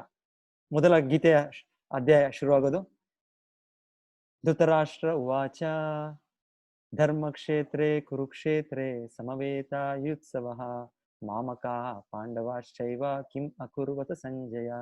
ಇದು ಗೀತೆಯ ಮೊದಲ ಶ್ಲೋಕ, ನಿಮಗೆಲ್ಲ ತಿಳಿದಿರ್ಬೋದು. ನಾನು ಇದನ್ನು ನಿಮಗೆ ಶೇರ್ ಮಾಡ್ತೇನೆ, ನಮ್ಮ ವೆಬ್ಸೈಟ್ ಅಲ್ಲೂ ಕೂಡ ಶೇರ್ ಮಾಡ್ತಾ ಇದ್ದಾರೆ.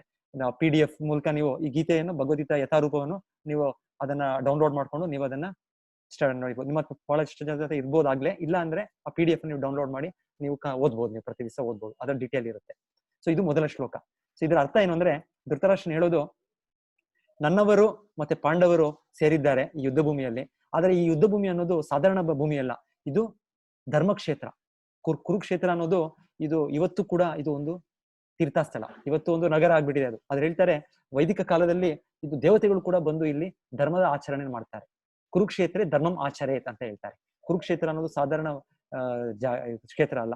ಹೇಗೆ ನಮಗೆ ಇಲ್ಲಿ ಹತ್ತಿರದಲ್ಲಿ ಉಡುಪಿ ಕ್ಷೇತ್ರ ಇದೆ, ಇಲ್ಲಾಂದ್ರೆ ನಿಮಗೆ ಅಲ್ಲಿ ಶ್ರೀರಂಗನಾಥ ಇದೆ, ತಿರುಪತಿ ಇದೆ, ಇಲ್ಲ ನಾವು ಹೋದ್ರೆ ದ್ವಾರಕಾ, ಮಥುರಾ, ವೃಂದಾವನ, ಮಾಯಾಪುರ, ಜಗನ್ನಾಥಪುರಿ, ಇದೆಲ್ಲ ತೀರ್ಥಕ್ಷೇತ್ರಗಳು. ಸೊ ಹೇಳ್ತಾರೆ, ಅದೇ ರೀತಿ ಕುರುಕ್ಷೇತ್ರ ಕೂಡ ಒಂದು ತೀರ್ಥಕ್ಷೇತ್ರ. ಸೊ ಈ ತೀರ್ಥಕ್ಷೇತ್ರಕ್ಕೆ ಹೋಗಿದ ತಕ್ಷಣವೇ ನಮ್ಮ ಮನಸ್ಸು ಬದಲಾಗ್ಬಿಡುತ್ತೆ. ಎಷ್ಟು ಮನಸ್ಸು ಬದಲಾಗ್ಬೋದು ಅಂದ್ರೆ, ನಮ್ಮಲ್ಲಿರುವ ಎಲ್ಲ ಅಸುರಿ ಸ್ವಭಾವವೆಲ್ಲ, ನಮ್ಮ ಕಾಮ, ಕ್ರೋಧ, ಲೋಭ, ಮೋಹ ಎಲ್ಲ ಹೋಗ್ಬಿಟ್ಟು ನಾವು ಕೂಡ ಒಂದು ತುಂಬಾ ಒಂದು ಸಾತ್ವಿಕ ಭಾವದಲ್ಲಿ ಸಾಧು ಸ್ವಭಾವ ವ್ಯಕ್ತಪಡಿಸಬಹುದು.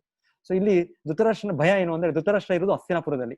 ಹಸ್ತಿನಾಪುರದಿಂದ ಕುರುಕ್ಷೇತ್ರ ಒಂದು 100 ಮೈಲಿ ಇರ್ಬೋದು, ನವದೆಹಲಿಯಿಂದ. ಸೊ ಅದು ಸಂಜಯನಿಗೆ ಕೇಳ್ತಾ ಇದ್ದಾರೆ ಧೃತರಾಷ್ಟ್ರನು, ಏನಾಯ್ತು, ನನ್ನವರು ಮತ್ತೆ ಪಾಂಡವರು ಸೇರಿ ಈ ಯುದ್ಧದಲ್ಲಿ ಯುದ್ಧ ಮಾಡ್ತಾ ಇದ್ದಾರೆ, ಏನಾಗ್ಬೋದು ಈ ಒಂದು ಧರ್ಮಕ್ಷೇತ್ರ ಪ್ರಭಾವದಲ್ಲಿ ಎಲ್ಲಿ ನನ್ನ ಮಕ್ಕಳು ರಾಜಿ ಮಾಡ್ಕೊಂಡ್ಬಿಡ್ತಾರ, ಅವ್ರು ಯುದ್ಧ ಮಾಡೋದಿಲ್ವಾ? ಯಾಕಂದ್ರೆ ಧೃತರಾಷ್ಟ್ರನಿಗೆ ಈ ಯುದ್ಧದಲ್ಲಿ ನನ್ನ ಮಕ್ಕಳು ಜಯವಾಗಿ ಅವರು ಸಂಪೂರ್ಣ ವಿಶ್ವದ ಆಡಳಿತವನ್ನು ಪಡೆಯಬೇಕು, ನನ್ನ ದಾಯಾದಿಗಳನ್ನು ಅವರು ಸಂಹಾರ ಮಾಡಿದ್ರು ಕೂಡ ತೊಂದರೆ ಇಲ್ಲ. ಸೊ ಹಾಗಾಗಿ ಅವ್ರು ಹೇಳೋದು ಮಾಮಕಾಹ ಪಾಂಡವಾಶ್ಚೈವ. ಅವ್ರು ಹೇಳ್ತಾರೆ, ನಾನು ಬೇರೆ, ನನ್ನ ತಮ್ಮನ ಮಕ್ಕಳಾದ ಪಾಂಡವರು ಬೇರೆ. ಆಕ್ಚುಲಿ ಪಾಂಡು ಮತ್ತೆ ಧೃತರಾಷ್ಟ್ರರು ಒಂದೇ ವಂಶಕ್ಕೆ ಸೇರಿದವರು, ಕುರು ವಂಶಕ್ಕೆ ಸೇರಿದವರು. ಇಬ್ಬರು ಕೂಡ ಕೌರವರೇ, ಪಾಂಡು ಕೂಡ ಧೃತರಾಷ್ಟ್ರರು ಕೂಡ. ಹಾಗೆ ಅವರ ಮಕ್ಕಳಾದ ದುಶ್ಯಾಸನ ಮಕ್ಕಳಾದ ದುರ್ಯೋಧನ ಆದಿ ಎಲ್ಲ ವ್ಯಕ್ತಿಗಳು, ದುಶ್ಯಾಸನ ಅವರೆಲ್ಲ, ನಂತರ ಪಾಂಡುವಿನ ಮಕ್ಕಳಾದ ಯುಧಿಷ್ಠಿರ ಎಲ್ಲ, ಅವರು ಕೂಡ ಕೌರವರೇ. ಇವರು ಕೌರವರು, ಅವರು ಪಾಂಡವರು ಅಂತಲ್ಲ. ಆದರೆ ಇಲ್ಲಿ ಧೃತರಾಷ್ಟ್ರನ ಮನಸ್ಥಿತಿ ಗೊತ್ತಾಗುತ್ತೆ, ಅವರು ನನ್ನ ಮಕ್ಕಳು ಮಾತ್ರ ನನ್ನವರು, ನನ್ನ ತಮ್ಮನ ಮಕ್ಕಳು ಅವರು ಬೇರೆಯವರು, ಅವ್ರು ನಮ್ಮ ವಂಶದವರು, ಆ ರೀತಿ ಅಲ್ಲ ಅಂತ ಅವ್ರು ನೋಡ್ತಾ ಇದ್ದಾರೆ. ಅದನ್ನ ನಾವು ನೋಡ್ಬೋದು. ಆಮೇಲೆ ಅವ್ರಿಗೆ ಈ ಧರ್ಮಕ್ಷೇತ್ರ ಪ್ರಭಾವದಿಂದ ಎಲ್ಲಿ ಅವರು ರಾಜಿ ಮಾಡ್ಕೊಂಡ್ಬಿಡ್ತಾರೆ ಅನ್ನೋ ಒಂದು ಭಯ ಆಯ್ತು. ಅವ್ರಿಗೆ ಯುದ್ಧ ಆಗ್ಬೇಕು, ಯುದ್ಧದಲ್ಲಿ ನಮ್ಮ ಮಕ್ಕಳು ಗೆಲ್ಬೇಕು, ಅವರೇ ಅವ್ರಿಗೆ ಈ ಸುಖ ಸಂಪತ್ತು ಸಿಗ್ಬೇಕು ಅಂತ ಅವರ. ಆದ್ರೆ ಅರ್ಜುನನು ನೋಡಿ, ನಾವು ಈ ಅಧ್ಯಾಯದ ವಿಷಾದ ಯೋಗ ಅಂದ್ರೆ, ಅರ್ಜುನನು ಇದನ್ನ ಸಂದೇಶ ನೋಡಿ ಅರ್ಜುನನ್ ಹೇಳೋದು, ಅರ್ಜುನ ಕಣ್ಣಲ್ಲಿ ನೀರೇ ಬರುತ್ತೆ. ಇದೇ ಅರ್ಜುನ ವಿಷಾದ ಯೋಗ. ಅರ್ಜುನನು ಒಬ್ಬ ಸಾಧು ಸ್ವಭಾವದ ವ್ಯಕ್ತಿ, ಮೃದು ಸ್ವಭಾವ. ಅವರು ಈ ರಕ್ತಪಾತ ಮಾಡ್ಲಿಕ್ಕೆ ಅವ್ರಿಗೆ ಇಷ್ಟ ಆಗೋದಿಲ್ಲ. ಆದ್ರೆ ಕೃಷ್ಣನು ಗೀತೆಯಲ್ಲಿ ಅವ್ರಿಗೆ ಪ್ರೇರೇಪಣೆ ಕೊಟ್ಟು, ನಿನ್ನ ಕರ್ತವ್ಯ ಮಾಡ್ತಾ ಇದೆ, ಇದು ಧರ್ಮ ಯುದ್ಧ, ಇದು ನೀನ್ ಮಾಡ್ಬೇಕು ಅಂತ ಹೇಳಿ ಅರ್ಜುನನು ಯುದ್ಧ ಮಾಡೋದಷ್ಟೇ. ಇಲ್ಲಾಂದ್ರೆ ಅರ್ಜುನನಿಗೆ ಇದರ ಇಷ್ಟ ಇಲ್ಲ. ಇಲ್ಲಿ ಈ ಅಧ್ಯಾಯದಲ್ಲಿ ಮುಖ್ಯವಾದ ವಿಷಯ ಅಂದ್ರೆ, ಅರ್ಜುನನು ಶೋಕವನ್ನು ವ್ಯಕ್ತಪಡಿಸ್ತಾನೆ, ಮತ್ತೆ ಅರ್ಜುನನು ಕೃಷ್ಣನಿಗೆ ಕಾರಣಗಳು ಕೊಡ್ತಾನೆ, 5 ಕಾರಣಗಳು ಕೊಡ್ತಾನೆ, ಯಾಕೆ ನಾನು ಯುದ್ಧದಲ್ಲಿ ಭಾಗಿಯಾಗೋದಿಲ್ಲ, ನನಗೆ ಯುದ್ಧ ಬೇಡ, ನಾನು ಈ ರಣರಿಂದ ಹೊರ ಹೋಗ್ತೇನೆ, ನಾನು ಪಲಾಯನ ಮಾಡ್ತೇನೆ. ದುರ್ಯೋಧನನೇ ಈ ರಾಜ್ಯವನ್ನು ಸ್ವೀಕರಿಸ್ಲಿ, ಅವನೇ ಅನುಭವಿಸ್ಲಿ ಈ ಭೋಗವನ್ನು, ಈ ಸುಖವನ್ನು, ನನಗೆ ಬೇಡ ಅಂತ ಅರ್ಜುನ ಹೇಳ್ತಾರೆ. ಸೊ ಈ ಮೊದಲ ಶ್ಲೋಕ ಇದು ಧೃತರಾಷ್ಟ್ರನ ಮನೋಭಾವವನ್ನು ವ್ಯಕ್ತಪಡಿಸುತ್ತೆ. ಸೊ ಒಂದೇ ಸನ್ನಿವೇಶ, ನಮ್ಮ ಜೀವನದಲ್ಲಿ ಒಂದೇ ಸನ್ನಿವೇಶ ಆದರೂ ಬೇರೆ ಬೇರೆ ವ್ಯಕ್ತಿಗಳು ಅದನ್ನು ಬೇರೆ ಬೇರೆ ರೀತಿಯಲ್ಲಿ ತಗೊಳ್ತಾರೆ. ನಮ್ಮ ಮನಸ್ಥಿತಿ ಹೇಗೆ ಹಿನ್ನೆಲೆ ಇದೆ ಆ ರೀತಿಯಾಗಿ ನಾವು ನೋಡ್ತೇವೆ. ಒಂದು ಕಷ್ಟಕರವಾದ ಸಂಗತಿಯನ್ನು ಒಬ್ಬ ವ್ಯಕ್ತಿ ಅದನ್ನು ನಾವು ಇದು ಭಗವಂತನ ಕೃಪೆ ಅಂತಾನೆ ತಗೊಳ್ಬಹುದು. ಸೊ ಆ ರೀತಿಯಲ್ಲಿ ಅರ್ಜುನನು ಬೇರೆ ರೀತಿ ನೋಡಿದ, ಧೃತರಾಷ್ಟ್ರನು ಬೇರೆ ರೀತಿ. ಸೊ ಇಲ್ಲಿ ನೋಡಿದ್ ನೀವು ಇನ್ನೊಂದು ಅರ್ಜುನ ಮತ್ತೆ ಕೊನೆಗೆ ದುರ್ಯೋಧನನು ಈ ಸನ್ನಿವೇಶ ನೋಡಿ ಅವನು ಕೂಡ ಒಂದು ಗಾಬರಿ ಆಯ್ತು. ಎಷ್ಟು ಮಟ್ಟಿಗೆ ಗಾಬರಿ ಆಯ್ತು ಅಂದ್ರೆ, ಅವ್ರ ನಂತರ ಅವರ ಗುರು ಹತ್ರ ಹೋಗ್ತಾರೆ. ತನ್ನ 2ನೇ ಶ್ಲೋಕದಲ್ಲಿಂದ ನಮಗೆ ತಿಳಿಯುತ್ತೆ, ದುರ್ಯೋಧನ ಉವಾಚ. ಸೊ ದುರ್ಯೋಧನನು ಸಂಜಯ್ ಅವ್ರು ಹೇಳ್ತಾರೆ, ದುರ್ಯೋಧನನು ಹೋಗಿ ಅವರ ಗುರು ಆದ ದ್ರೋಣಾಚಾರ್ಯರಿಗೆ ಅವರ ಮೇಲೆ ಅವರು ಹೇಳ್ತಾ ಇರೋದು, ಅವ್ರ ಕೋಪವನ್ನು ವ್ಯಕ್ತಪಡಿಸ್ತಾ ಇರೋದು. ಅವ್ರು ಹೇಳ್ತಾರೆ, ಇದು ಮೊದಲ ಶ್ಲೋಕ ಗೀತೆಯ. ನಾಳೆಯಿಂದ ನಾನು ಕನ್ನಡದಲ್ಲಿ ನಿಮ್ಗೆ PPT ಮಾಡೋ ರೀತಿಯಲ್ಲಿ ಪ್ರಯತ್ನ ಪಡ್ತೇನೆ. ಇವತ್ತು ಇಂಗ್ಲಿಷ್ ನಲ್ಲೇ ಇದೆ ಇದು.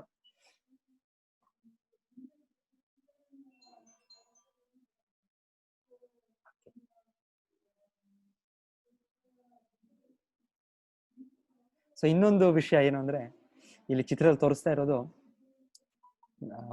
ಒಂದು ಹಾಲನ್ನು ನಾವು ಬಿಸಿ ಮಾಡಿದಾಗ, ಹಾಲನ್ನು ಬಿಸಿ ಮಾಡಿ ಅದಕ್ಕೆ ನೀವು ನಿಂಬೆ ಹಣ್ಣು ರಸ ಹಾಕಿದ್ರೆ ಆಗ ಹಾಲು ಹೊಡಿತದೆ. ಹಾಲು ಹೊಡಿದ್ಮೇಲೆ ಒಂದು ನೀರಾದ ಪದಾರ್ಥ ಉಳಿಯುತ್ತೆ, ಇನ್ನೊಂದು ಹಾಲಿನ ಗಟ್ಟಿ ಹಾಲು, ಅದು ಪನ್ನೀರ್ ಅಂತ ನಾವು ಮಾಡ್ತೇವೆ. ಸೊ ಹೌದು, ಅದೇ ರೀತಿಯಲ್ಲಿ ಈ ಒಂದು ಕುರುಕ್ಷೇತ್ರ ಯುದ್ಧ, ಇದು ಧರ್ಮಭೂಮಿ, ಇಲ್ಲಿ ಆಗೋ ಒಂದು ಸನ್ನಿವೇಶದಿಂದ ಇದು ಕೃಷ್ಣ ಇಚ್ಛೆಯಿಂದ ನಡೆದದ್ದು. ಈ ಅನಾವಶ್ಯಕ ಹೇಗೆ ನೀರಿನ ಬೇರೆ ಮಾಡ್ತೀರಾ, ಅದೇ ರೀತಿಯಲ್ಲಿ ದುರ್ಯೋಧನ ಆದಿ ಎಲ್ಲ ವ್ಯಕ್ತಿಗಳು ಯಾರಿದ್ದಾರೆ ಅವರೆಲ್ಲರೂ ಕೂಡ ಇಲ್ಲಿ ಸಾಯ್ತಾರೆ ಅಂತ. ಮತ್ತೆ ಪನ್ನೀರ್ ಅಂದ್ರೆ ಇದ್ರ ನಮ್ಗೆ ಲಾಭ ಪಡೆಯೋದು, ಅದು ಅದರಿಂದ ನಾವು ಸಿಹಿ ತಿಂಡಿ ಮಾಡ್ಬೋದು, ರಸಗುಲ್ಲ ಮಾಡ್ಬೋದು. ಹಾಗೆ ಈ ವ್ಯಕ್ತಿಗಳಾದ ಈ ಅರ್ಜುನ ಅವರ ಭೀಮ ಅವರು ಉಳಿತಾರೆ ಅಂತ ಇದು ತೋರಿಸ್ತಾರೆ.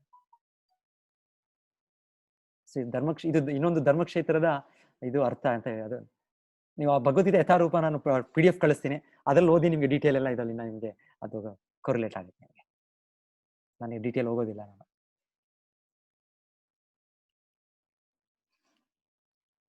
ಸೊ ಇದು 3ನೇ ಶ್ಲೋಕದಲ್ಲಿ ದುರ್ಯೋಧನನು ಗಾಬರಿಗೊಂಡು, ಯಾಕಂದ್ರೆ ಈ ಕೃಷ್ಣನ ಇದು ಪಾಂಡವರ ಕಡೆ ಅವರ ವ್ಯವಸ್ಥೆ ಎಷ್ಟು ಚೆನ್ನಾಗಿರುತ್ತೆ ಅಂದ್ರೆ ದುರ್ಯೋಧನನಿಗೆ ಭಯ ಉಂಟಾಗುತ್ತೆ. ದುರ್ಯೋಧನ ಯೋಚನೆ ಮಾಡಿದ್ದು, ಅವರು ವನವಾಸ ಮುಗಿಸ್ಕೊಂಡು ಬಂದಿದ್ದಾರೆ, ಅವರ ಹತ್ರ ಎಲ್ಲಿ ಸೈನಿಕರಿದ್ದಾರೆ, ಅವರಿಗೆ ಎಲ್ಲಿ ಬೆಂಬಲಿಗರಿದ್ದಾರೆ, ನಾವು ಹಸ್ತಿನಾಪುರದ ರಾಜರು, ಹಾಗಾಗಿ ನಮ್ಮ ಎಲ್ಲ ಅವರು ಆ ಸಮಯದ ವನವಾಸ ಸಮಯದಲ್ಲಿ ಎಲ್ಲ ದೇಶದ ಅರಸರು ನಮ್ಮ ಸ್ನೇಹಿತರಾಗಿ ಮಾಡ್ಕೊಂಡ್ಬಿಟ್ಟಿದ್ದೆ ನಾವು. ಹಾಗೆ ಮಾಡ್ಕೊಂಡಿರೋದ್ರಿಂದ ನಮಗೆ ಅವರು ಈ ಯುದ್ಧದಲ್ಲಿ ನಮ್ಮ ಪರವಾಗಿ ಬಂದಿದ್ದಾರೆ, ಅವರು ಯುದ್ಧ ಮಾಡ್ಲಿಕ್ಕೆ. ಇವರ ಕಡೆ ಯಾರೂ ಇಲ್ಲ, ನಾವು ಒಂದು ಅರ್ಧ ಗಂಟೆ 1 ಗಂಟೆ ತಾಸಲ್ಲಿ ಈ ಯುದ್ಧವನ್ನು ಮುಗಿಸ್ಬಿಡ್ಬೋದು ಅಂತ ಅನ್ಕೊಂಡಿದ್ರು. ಆದ್ರೆ ಏನಾಯ್ತಂದ್ರೆ ಅಲ್ಲಿ ಎಷ್ಟು ದೊಡ್ಡ ರೀತಿ ವ್ಯವಸ್ಥೆ ಆಗಿತ್ತು ಅಂದ್ರೆ ಅದನ್ನ ನೋಡಿ ದುರ್ಯೋಧನ್ಗೆ ಭಯ ಆಗುತ್ತೆ. ಹಾಗಾಗಿ ಅವರು ಗುರು ಹತ್ರ ಹೋಗಿ, ನೀವು ಈ ತರ ನಿಮ್ಮ ಶಿಷ್ಯನಾದ ಧೃಷ್ಟದ್ಯುಮ್ನನಿಗೆ ಈ ವಿದ್ಯೆಯನ್ನು ತಿಳಿಸಿದ್ರಿ, ಈ ಏನ್ ಹೇಳ್ತೀವಿ ನಾವು ಧನುರ್ವಿದ್ಯೆ ಎಲ್ಲ ಕಲಿಸಿದ್ರಿ, ಅವರೇ ಇದನ್ನು ವ್ಯವಸ್ಥೆ ನಿಮ್ಮಿಂದನೇ ಆ ಜ್ಞಾನವನ್ನು ಪಡೆದು ನಿಮ್ಮ ವಿರೋಧವಾಗಿ ಈಗ ಒಂದು ಪಾಂಡವರ ಪರವಾಗಿ ಇದನ್ನು ಮಾಡಿದ್ದಾರೆ. ಸೊ ಈ ರೀತಿ ಇದು ತಪ್ಪಲ್ವಾ ನೀವು ಮಾಡಿದ್ದು ಅಂತ ಅವ್ರ ಗುರುಗೆ ಅವರು ಹೇಳ್ತಾ ಇದ್ದಾರೆ ದುರ್ಯೋಧನ. ಎಷ್ಟು ಮಟ್ಟಿಗೆ ಅಂದ್ರೆ ಅವ್ರು ನೋಡಿ, ಅವರ ಕೋಪ ನೋಡಿ, ಅವ್ರ ಮುಖಭಾವ ನೋಡಿ, ದುರ್ಯೋಧನ ಮುಖಭಾವ, ಅವ್ರ ಕಣ್ಣುಗಳು ನೋಡಿ. ಆದ್ರೆ ಅರ್ಜುನನು ಹೀಗೆ ನೋಡ್ಲಿಲ್ಲ.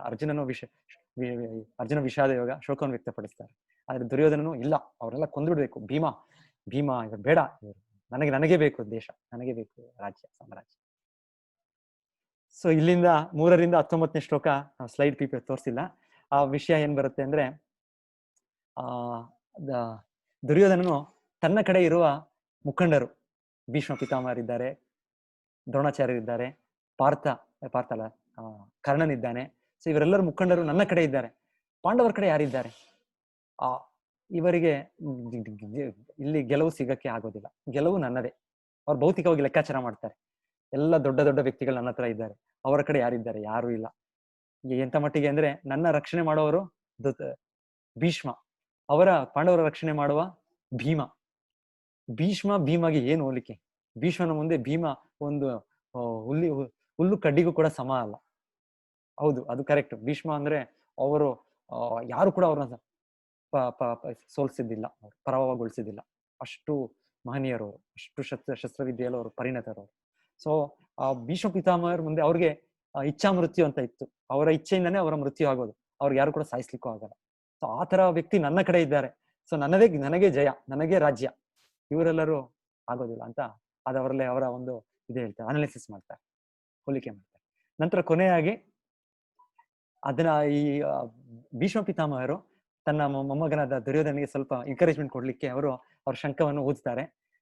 ಅದ ನಂತರ ಈ 19ನೇ ಶ್ಲೋಕದಲ್ಲಿ ಮುಖ್ಯವಾದ ವಿಷಯ ಏನು ಅಂದ್ರೆ, ಈ 18ನೇ ಶ್ಲೋಕದಲ್ಲಿ ನೀವು ನೋಡಿದಾಗ ಕೃಷ್ಣ, ಅರ್ಜುನರು ಮತ್ತೆ ಪಾಂಡವರು ಅವರ ಶಂಖವನ್ನು ಓದುತ್ತಾರೆ. ಅದನ್ನು ಕೇಳಿದ್ಮೇಲೆ ಇಲ್ಲಿ ಕೇಳ್ತೀರಾ, ಸಘೋಷೋ ಧಾರ್ತರಾಷ್ಟ್ರಾನ ಹೃದಯಾನಿ ವ್ಯದಾರಯತ್ ನಭಶ್ಯ ಪೃಥ್ವೀಂ ಚೈವ ತುಮುಲೋ ಅಭ್ಯನು ನಾದಯನ್. ಅಂದ್ರೆ ಏನು ಅಂದ್ರೆ, ಇದು ಅನುವಾದ ಇಂಗ್ಲಿಷ್ ನಲ್ಲಿ ಕೊಟ್ಟು ನಾಳೆ ನಾನು ಕನ್ನಡದಲ್ಲಿ ಮಾಡಿಸ್ತೀನಿ. ಇದೇನು ಅಂದ್ರೆ, ಈ ಕೃಷ್ಣ, ಅರ್ಜುನರು ಮತ್ತೆ ಪಾಂಡವರು ಮಾಡಿದ ಶಂಖದ ಇದು ಈಗ ಯುದ್ಧ ಆರಂಭ ಮಾಡೋ ಮುಂಚೆ ಅವರು ಇನಾಗ್ರೇಷನ್ ಮಾಡಿದ್ದವರು ಈ ಸದ್ದು ಕೇಳಿಯೇ ಎಲ್ಲ ಧೃತರಾಷ್ಟ್ರನ ಮಕ್ಕಳಿಗೆ ಒಂದು ಭಯವನ್ನು ಉಂಟು ಮಾಡ್ತಾನೆ. ಅವರ ಹೃದಯಾಘಾತ ಆಯ್ತು, ಹೃದಯಾನಿ ವ್ಯಧಾರಯತ್. ಇಲ್ಲಿ ಕೌರವರ ಕಡೆ ಎಲ್ಲರೂ ಯಾರು, ಭೀಷ್ಮ ಪಿತಾಮಹರು ಕೂಡ ಓದಿದ್ದು ಈ 15ನೇ ಶ್ಲೋಕದಲ್ಲಿ ಹೇಳ್ತಾರೆ, ಭೀಷ್ಮ ಪಿತಾಮಹರು ಓದಿದ್ರು, ಆಗ ಅವ್ರಿಗೇನು ಆಗ್ಲಿಲ್ಲ. ಆದ್ರೆ ಈ ಕಡೆ ಪಾಂಡವರು ಓದಿದಾಗ ಇವರಿಗೆ ಭಯ ಉಂಟಾಯ್ತು. ಹೇಗೆ ಭಯ ಉಂಟಾಯ್ತು ಅಂದ್ರೆ, ಪಾಂಡವರ ಕಡೆ ಯಾರೂ ಇಲ್ಲ, ಅವರಿಗೆ ಸೈನ್ಯ ಸಮೂಹ ಸೇರಿಸಿಲ್ಲ, ಅಷ್ಟು ಯಾರ ಮುಖಂಡರು, ಅಷ್ಟು ಪರಾಕ್ರಮಿಗಳು ಈ ಭೀಷ್ಮ ಪಿತಾಮಹರು ದ್ರೋಣಾಚಾರ್ಯ ಅವರ ಮಟ್ಟಿಗೆ ಸರಿಸಮ ಇಲ್ಲ ಅವ್ರ ಹತ್ರ. ಆದರೆ ಕೃಷ್ಣನಲ್ಲಿ ಅವ್ರಿಗೆ ನಂಬಿಕೆ ಇದೆ. ಕೃಷ್ಣ ಶುದ್ಧ ಭಕ್ತರವರು. ಅವರ ಜೀವನದಲ್ಲೇ ಎಷ್ಟು ಬಾರಿ ದುರ್ಯೋಧನನು ಅವರನ್ನ ಕೊಲ್ಲಿಕ್ಕೆ ಪ್ರಯತ್ನ ಪಟ್ಟದ್ದು, ಅವರಿಗೆ ಕಷ್ಟ ಕೊಟ್ಟದ್ದು. ಪ್ರತಿ ಬಾರಿಯೂ ಕೃಷ್ಣ ಅವರನ್ನ ರಕ್ಷಣೆ ಕೊಟ್ಟ. ಕುಂತಿದೇವಿಯವರು ಹೇಳ್ತಾರೆ, ಹೇಗೆ ಇವರ ಮಧ್ಯೆ ನಾನು ಒಂದು ಕುರಿ ಇರೋ ತರ ಕುರಿ ಮರಿಗಳನ್ನ ಇಟ್ಕೊಂಡು ನಾನು ಈ ವ್ಯಾಘ್ರಗಳು, ಈ ಕ್ರೂರ ಪ್ರಾಣಿಗಳ ಮಧ್ಯ ನಾನು ಹೇಗೆ ರಕ್ಷಣೆ ಮಾಡೋದು ನನ್ನ ಮಕ್ಕಳನ್ನ ಅಂತ ಒಂದು ವಿಚಾರ ವ್ಯಕ್ತಪಡಿಸ್ತಾರೆ. ಅಷ್ಟು ಕಷ್ಟ ಇತ್ತು ಅವ್ರಿಗೆ, ಕುಂತಿದೇವಿ ಅವರಿಗೆ ತನ್ನ ಮಕ್ಕಳನ್ನು ಇದು ಮಾಡ್ಲಿಕ್ಕೆ. ನೀವು ನಾನು ಅನ್ಮ್ಯೂಟ್ ಮಾಡ್ತೇನೆ, ಒಂದೆರಡು ನಿಮಿಷ ಅನ್ಮ್ಯೂಟ್ ಮಾಡ್ತೇನೆ, ಸ್ವಲ್ಪ ಕಲಿತು ಇದು ಮುಗಿಸ್ಬಿಡ್ತೇನೆ, ಆಮೇಲೆ ಅನ್ಮ್ಯೂಟ್ ಮಾಡ್ತೇನೆ. ತಾವು ಏನು ಪ್ರಶ್ನೆಗಳಿದೆ ನಮಗೆ ಕೇಳ್ಬೋದು. ನಮಗೆ ಅಂದ್ರೆ ನಮಗೆ ಆದ ಸಾಧಾರಣ ಇದು ನಮ್ಮ ಮನಃಶಕ್ತಿ, ನಮ್ಮ ಬುದ್ಧಿಶಕ್ತಿ, ನಮ್ಮ ಅರೇಂಜ್ಮೆಂಟ್ ವ್ಯವಸ್ಥೆಗಳು ಮಾಡಬೇಕು. ಆದರೆ ಇದಕ್ಕಿಂತ ಮಿಗಿಲಾಗಿ ನಾವು ಭಗವಂತನ ಕೃಪೆಯನ್ನು ಪಡೆದು ಅವನ ಆಶ್ರಯದಲ್ಲಿ ನಾವು ಜೀವನವನ್ನು ಸಾಧಿಸ್ಬೇಕು. ಈ ಪಾಂಡವರು ಅದನ್ನು ವ್ಯಕ್ತಪಡಿಸ್ತಾರೆ. ಹಾಗಾಗಿ ಅವರಿಗೆ ಕಾನ್ಫಿಡೆನ್ಸ್, ಅವರ ಆ ಶಂಕನಾದನೆ ಅದನ್ನ ತೋರಿಸ್ಕೊಡುತ್ತೆ. ಅಷ್ಟು ತೀವ್ರವಾಗಿ ಅವ್ರು ಹೇಳ್ತಾರೆ, ಆ ಪಾಂಡವರಿಗೆ ಒಂದು ಹೆದರಿಕೆಯನ್ನು ಕೊಡ್ತದೆ ಅಂತ.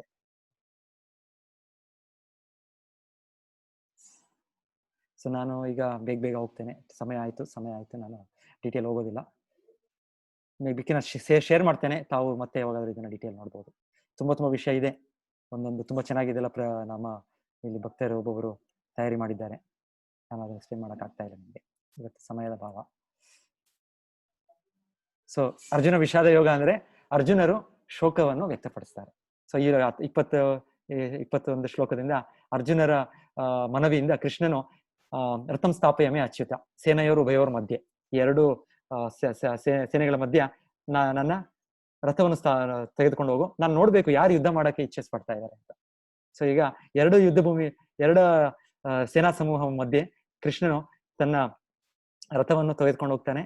ಅರ್ಜುನ ಅವರೆವರನ್ನು ನೋಡ್ತಾ ಅವ್ರಿಗೆ ಆಗಲ್ಲ, ಅವ್ರಿಗೆ ಇದು ತುಂಬಾ ಆಗುತ್ತೆ ಅವ್ರಿಗೆ. ಇದೇನಿದು, ಇದು ನನ್ನವರೆಲ್ಲರೂ ಸೇರಿದ್ದಾರೆ, ಇಲ್ಲಿ ಯಾರು ನಾನು ಅಪರಿಚಿತರತೆ ಯಾರು ಇಲ್ಲ, ಇಲ್ಲಿ ಯುದ್ಧ ಮಾಡೋರು ಇಲ್ಲಿ ಎಲ್ಲರೂ ನನ್ನವರೇ.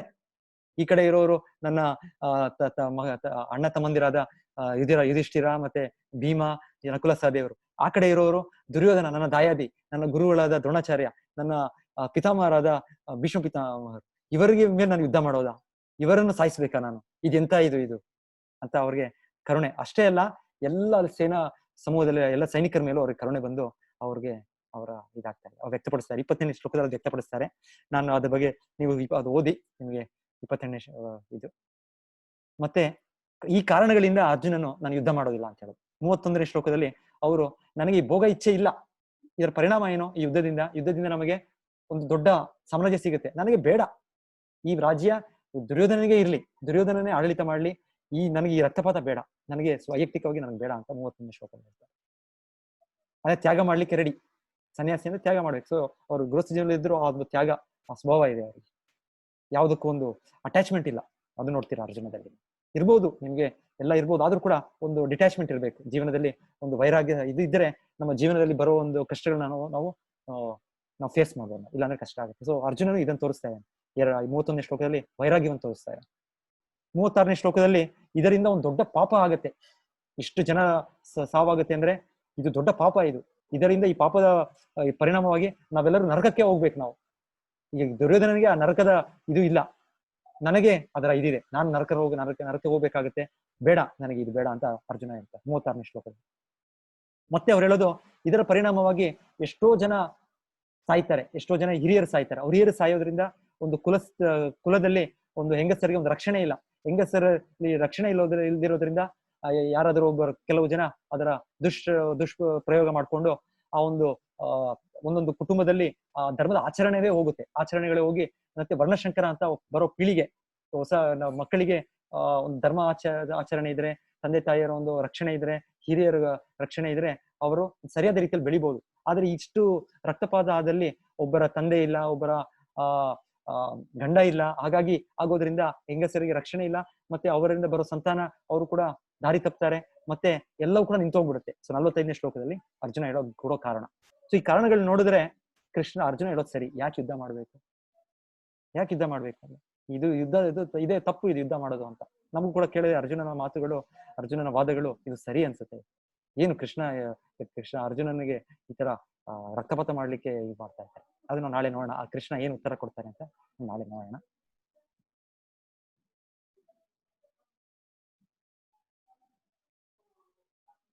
ಸೊ ಇನ್ನ ಸ್ಲೈಡ್ಸ್ ಇತ್ತು, ನಾನು ಮುಗಿಸಿ ಕ್ವಶನ್ ಹಾಗೆ 4 ಗಂಟೆ ಆಯ್ತು, ನಾನು ಓಪನ್ ಮಾಡ್ತೇನೆ. ಸೊ ಅನ್ಮ್ಯೂಟ್ ಮಾಡೋದ್ರಿಂದ ತಾವು ಇಲ್ಲಿ ಇನ್ನೊಂದು ರೆಫರೆನ್ಸ್ ಕೊಡ್ತಾ ಇರೋದಂದ್ರೆ ಬ್ರೀಫ್ ಆಗಿ ಈ ಒಂದು ಮೊದಲನೇ ಅಧ್ಯಾಯದ ಬ್ರೀಫ್. ನೀವು ಇದನ್ನ ಏನು ವಿಷಯಗಳಿವೆ ಭಗವದ್ಗೀತೆ ಅಂದ್ರೆ ಮೊದಲನೇ ಶ್ಲೋಕದಲ್ಲಿ 1.1 ಅನ್ನೋದು ಧೃತರಾಷ್ಟ್ರನ ಪ್ರಶ್ನೆ, 1.2 ಮತ್ತು 1.11 ಅಂತ ನೋಡ್ತಾ ಇರ. ಎರಡನೇ ಶ್ಲೋಕ 11ನೇ ಶ್ಲೋಕ ದುರ್ಯೋಧನನ ಭಯವನ್ನು ವ್ಯಕ್ತಪಡಿಸುತ್ತೆ.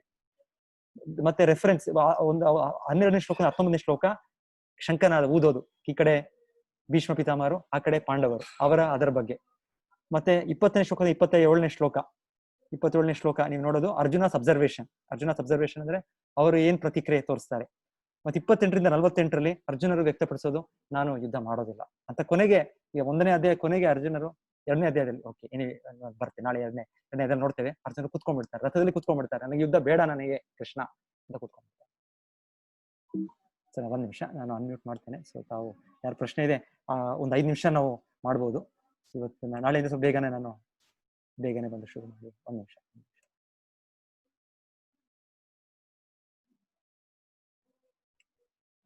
ಅನ್ಮ್ಯೂಟ್ ಮಾಡಲಿಕ್ಕೆ ಸೆಕ್ಯೂರಿಟಿ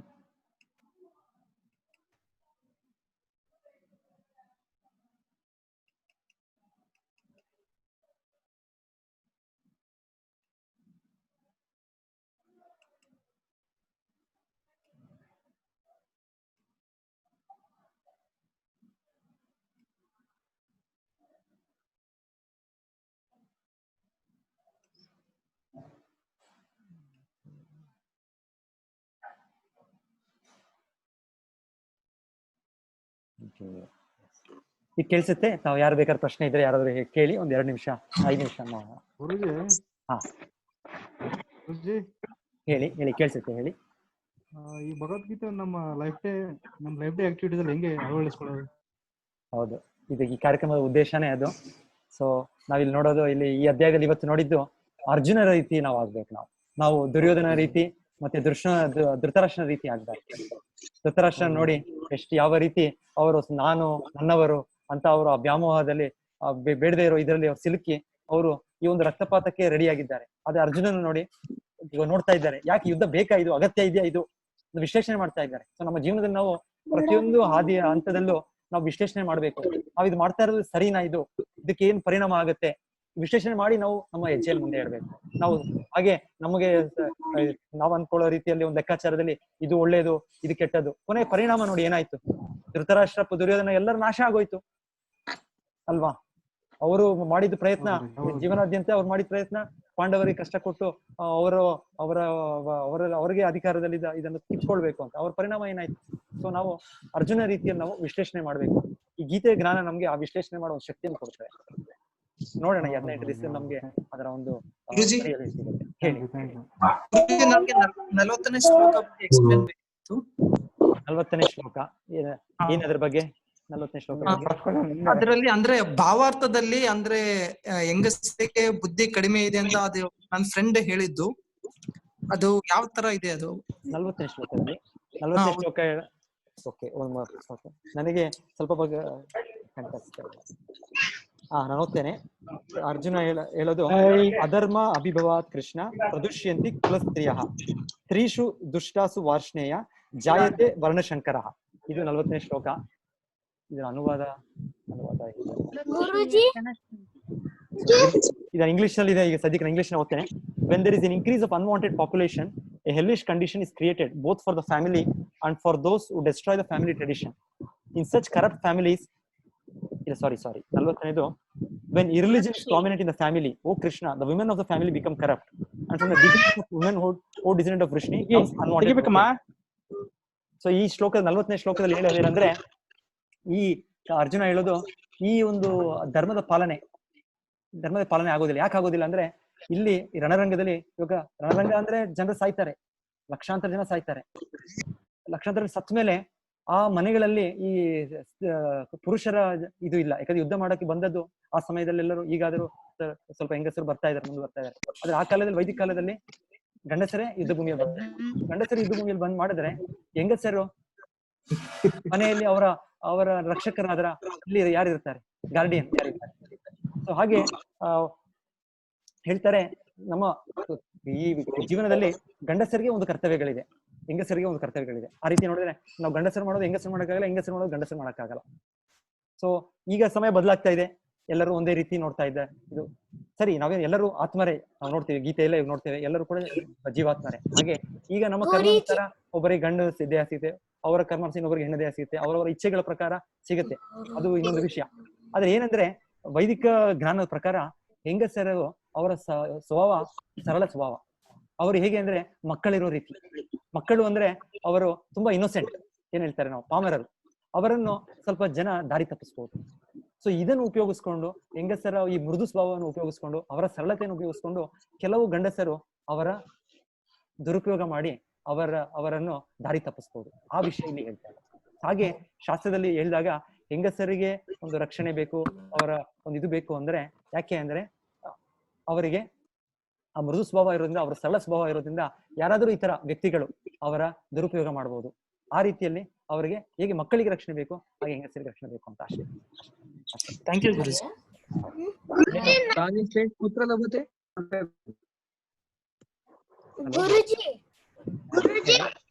ಹೇಳಿ ಹೇಳಿ, ಕೇಳಿಸ್ತಾ ಇದೆ, ಹೇಳಿ. ಪುಸ್ತಕನೂ ಸಿಗತ್ತಾ ಇದ್ರದ್ದು? ನಾವು ನಿಮ್ಗೆ ನಮ್ಮ ವೆಬ್ಸೈಟ್ iskonmangalore.com ಅಲ್ಲಿ ಅಪ್ಲೋಡ್ ಮಾಡ್ತೇವೆ. ಮತ್ತೆ ಕೆಲವರು ಜನರಿಗೆ ನಿಮಗೆ ಇದು ವಾಟ್ಸ್ಆಪ್ ಅಲ್ಲಿ ಮೆಸೇಜಸ್ ಬರ್ತಾ ಇದೆ, ಅಲ್ಲೂ ಕೂಡ ನಾನು ಟ್ರಾನ್ಸ್ಫರ್ ಮಾಡಕ್ಕೆ ನಾನು ಆದಷ್ಟು ಬೇಗ ಹೇಳ್ತೇನೆ ನಿಮ್ಗೆ. ಅದು PDF ಸಿಗುತ್ತೆ ನಿಮ್ಗೆ. ಮತ್ತೆ ಇನ್ನೊಂದು ವೆಬ್ಸೈಟ್ ಇಂಗ್ಲಿಷ್ ನಲ್ಲಿ ಇದೆ ಆ ಪುಸ್ತಕ, ಗೀತಾ ಬೇಸ್ ಅಥವಾ ವೇದ ಬೇಸ್ ಅಂತ ನೀವು ಹೋದ್ರೆ ಟೈಪ್ ಮಾಡಿದ್ರೆ ಅಲ್ಲಿ Gita Bhagwat as it is ನೀವು ಅಲ್ಲಿಂದ ಓದ್ಬೋದು. ಗೀತಾ ಬೇಸ್ ಅನ್ನೋ ಒಂದು ಆ್ಯಪೇ ಇದೆ ಆಕ್ಚುಲಿ, ಗೀತಾ ಬೇಸ್ ಅನ್ನೋದು. ಆ ಆ್ಯಪ್ ಅದನ್ನ ಡೈರೆಕ್ಟ್ ಆಗಿ ಆ್ಯಪ್ ಸಿಗೋದಿಲ್ಲ, ನೀವು ಆ ವೆಬ್ಸೈಟ್ ಹೋಗಿ ವೆಬ್ಸೈಟ್ ಇಂದ ನೀವು ಅದು ಆಪ್ ನ ಡೌನ್ಲೋಡ್ ಮಾಡ್ಬೇಕಾಗುತ್ತೆ. ಗೀತಾ ಬೇಸ್ ಕನ್ನಡದ್ರಲ್ಲಿ ಇರುತ್ತಾ? ಅದು ಇಂಗ್ಲಿಷ್ ನಲ್ಲಿ ಇದೆ, ಅದು ಇಂಗ್ಲಿಷ್ ನಲ್ಲಿ ಇದೆ. ಕನ್ನಡದ PDF ಇದೆ, ಕನ್ನಡ PDF ಇದೆ. ಅದನ್ನ ನಾನು ವಾಟ್ಸ್ಆಪ್ ಗ್ರೂಪ್ ಅಲ್ಲಿ, ವಾಟ್ಸ್ಆಪ್ ಅಲ್ಲಿ ನೀವು ಇದ್ರೆ ನೀವು ನಮ್ಗೆ ಶೇರ್ ಮಾಡ್ತೀನಿ, ವಾಟ್ಸ್ಆಪ್ ಇಂದ ನೀವು ಡೌನ್ಲೋಡ್. ಸೊ ಇವತ್ತು ನಾವು ಈ ಸಮಯ ನಿಮಗೆಲ್ಲ ಈ ಸಮಯನೇ ಸೂಕ್ತವಾದದ್ದ, ಮಧ್ಯಾಹ್ನದ ಸಮಯ 3 ರಿಂದ 4. ಯಾಕಂದ್ರೆ 3 ಸೆಷನ್ ನಡೀತಾ ಇದೆ. ಇದೇ ಸಮಯ ಸೂಕ್ತನಾ? ಬೆಳಗ್ಗೆ ಒಂದು 6 ಗಂಟೆ 7 ಗಂಟೆಗೆ ಒಂದು ಸೆಷನ್ ಇದೆ. ಸೊ ಕೆಲವರು ಯಾರಿಗೆ ಅದು ಇದಾಗುತ್ತೆ ಅವ್ರು ಅಲ್ಲಿ ಬರ್ಬೋದು. ಇಲ್ಲ ಅಂದ್ರೆ ನಿನ್ನೆನೆ ಶುರು ಆಗಿದೆ ಸೆಷನ್, ಅದು ಇವತ್ತು ಸಂಜೆ 7 ಗಂಟೆಗೆ 2ನೇ ಸೆಷನ್ ಆಗುತ್ತೆ ಅದು. ಸೊ ಕೆಲವರಿಗೆ ಯಾರಿಗೆ ಅದು ಸೂಕ್ತವಾಗುತ್ತೋ ಸಂಜೆ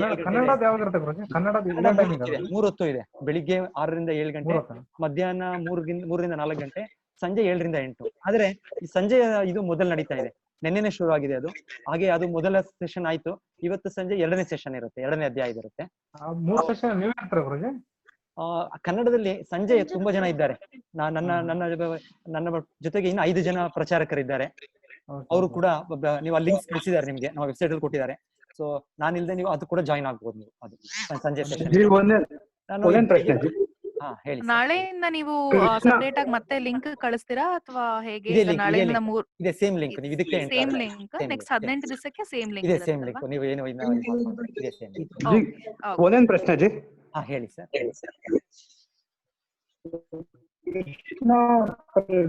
ಕೃಷ್ಣ ಕಾನ್ಸ್ ಅಂತ ಹೇಳ್ತಿರಲ್ಲ, ಕೃಷ್ಣ ಕಾನ್ಶಿಯಸ್ ಅಂದ್ರೆ ಏನಜ್ಜಿ ಅರ್ಥ? ಕೃಷ್ಣ ಕಾನ್ಶಿಯಸ್ ಕೃಷ್ಣ ಪ್ರಜ್ಞೆ, ಕೃಷ್ಣನ ಸತತವಾಗಿ ಚಿಂತಿಸೋರು, ದೈವ ಪ್ರಜ್ಞೆ, ಕೃಷ್ಣ ಪ್ರಜ್ಞೆ ಅಥವಾ ದೈವ ಪ್ರಜ್ಞೆ. ಅದು ಆಚಾರ್ಯರು ಇದರ ಸಂಸ್ಥೆಯನ್ನು ಶುರು ಮಾಡುವಾಗ ಇದರಲ್ಲಿ ಹೆಸರಿಟ್ಟದ್ದವರು international society for Krishna conscious. ಅಂದ್ರೆ ಕನ್ನಡದಲ್ಲಿ ಇದು ಅಂತಾರಾಷ್ಟ್ರೀಯ ಕೃಷ್ಣ ಪ್ರಜ್ಞಾ ಸಂಘ. ಸೊ ಹೇಳ್ತಾರೆ ಈ ಕೃಷ್ಣ ಕಾನ್ಶಿಯಸ್ ಅಂದ್ರೆ ಇಂಗ್ಲಿಷ್ ಪದ ಇದು, ಯಾಕಂದ್ರೆ ಇವ್ರು ಪ್ರಚಾರ ಶುರು ಮಾಡಿದ್ದು ಅವ್ರ ಗುರುವಿನ ಆದೇಶವಾಗಿ ಅವರು ಅಮೆರಿಕೆಯಲ್ಲಿ ಹೋಗಿ ಶುರು ಮಾಡಿದ್ದು. ಭಾರತದಲ್ಲಿ ಪ್ರಯತ್ನ ಪಟ್ಟರು, ಆದ್ರೆ ಭಗವಂತನ ಇಚ್ಛೆಯಿಂದ ಅವಾಗ ತಕ್ಷಣವಾಗಿ ಅವ್ರಿಗೆ ಒಂದು ಇದು ಸಿಗ್ಲಿಲ್ಲ. ಮತ್ತೆ ಅವ್ರಿಗೆ ಅವರ ಒಂದು ಅಷ್ಟು ಇದರಿಂದ ನಂತರ ಭಗವಂತ ಕೊನೆಗೆ ಕಾರ್ಯಗತ ಮಾಡಿದ್ದು. ಸೊ ಅವರು ಶುರು ಮಾಡುವ ಸಂಸ್ಥೆ ರಿಜಿಸ್ಟರ್ ಮಾಡಿದ್ದು ನ್ಯೂಯಾರ್ಕ್ ನಲ್ಲಿ. ಫಸ್ಟ್ ರಿಜಿಸ್ಟ್ರೇಷನ್ ಇಸ್ಕಾನ್ ರಿಜಿಸ್ಟ್ರೇಷನ್ ಆಗಿದ್ದು international society for Krishna consciousness ಅಂತ. ಸೊ ಈ ಕೃಷ್ಣ ಕಾನ್ಶಿಯಸ್ ಅನ್ನೋದು ಸಂಸ್ಕೃತ ಪದ, ಅಂದ್ರೆ ಕೃಷ್ಣ ಭಾವನಾಮೃತ ಅಂತ.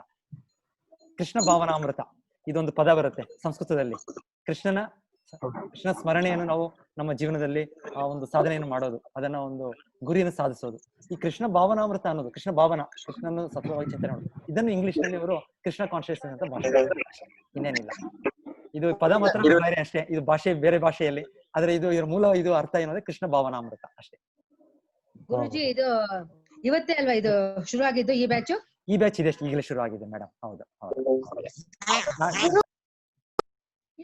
ಸೊ ನಾನು ಇವತ್ತಿಗೆ ಎಂಡ್ ಮಾಡ್ತೇನೆ, ಯಾಕಂದ್ರೆ ನಮ್ಮ ಸಮಯ ಆಯ್ತು. ಸೊ ಸೊ ನಾಳೆಯಿಂದ ನಾವು ಇನ್ನ ನಿಮ್ಮ ಪ್ರಶ್ನೆಗಳು ಕೇಳಲಿಕ್ಕೆ ಸ್ವಲ್ಪ ಸಮಯವನ್ನು ಕೂಡ ಸ್ವಲ್ಪ ಜಾಸ್ತಿ ಇಟ್ಕೊಳ್ಳೋ ರೀತಿಯಲ್ಲಿ ಪ್ರಯತ್ನ ಪಡೋಣ. ಸೊ ಹಾಗೆ ನೀವು ಕೂಡ ಇನ್ವಾಲ್ವ್ ಆಗ್ಬೋದು, ನೀವು ಕೂಡ ಪ್ರಶ್ನೆ ಕೇಳಬಹುದು. ಧನ್ಯವಾದ ಗುರುಜಿ, ಧನ್ಯವಾದ. ಆಯ್ತು, ತುಂಬಾ ಎಲ್ಲರಿಗೂ ಧನ್ಯವಾದಗಳು. ಹರೇ ಕೃಷ್ಣ.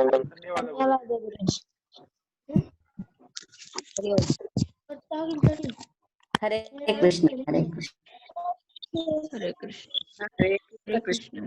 ಹರೇ ಹರೇ ರಾಮ ರಾಮ ರಾಮ ಹರೇ ಹರೇ. ಶ್ರೀ ಗುರುಭ್ಯೋ ನಮಃ. ನಮಸ್ತೆ. ಹರೇ ರಾಮ ಹರೇ ಕೃಷ್ಣ. ಹರೇ ರಾಮ ಹರೇ ಕೃಷ್ಣ.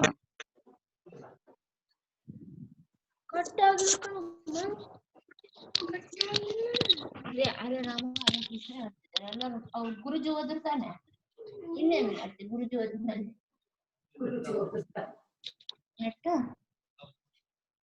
ಯಾವ್ದು 21 ವಾಟ್ಸಪ್ 3 ಪೇಜ್.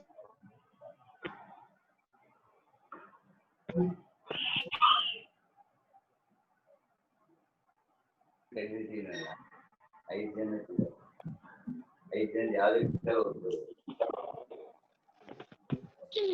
ಕ್ಲಿಯರ್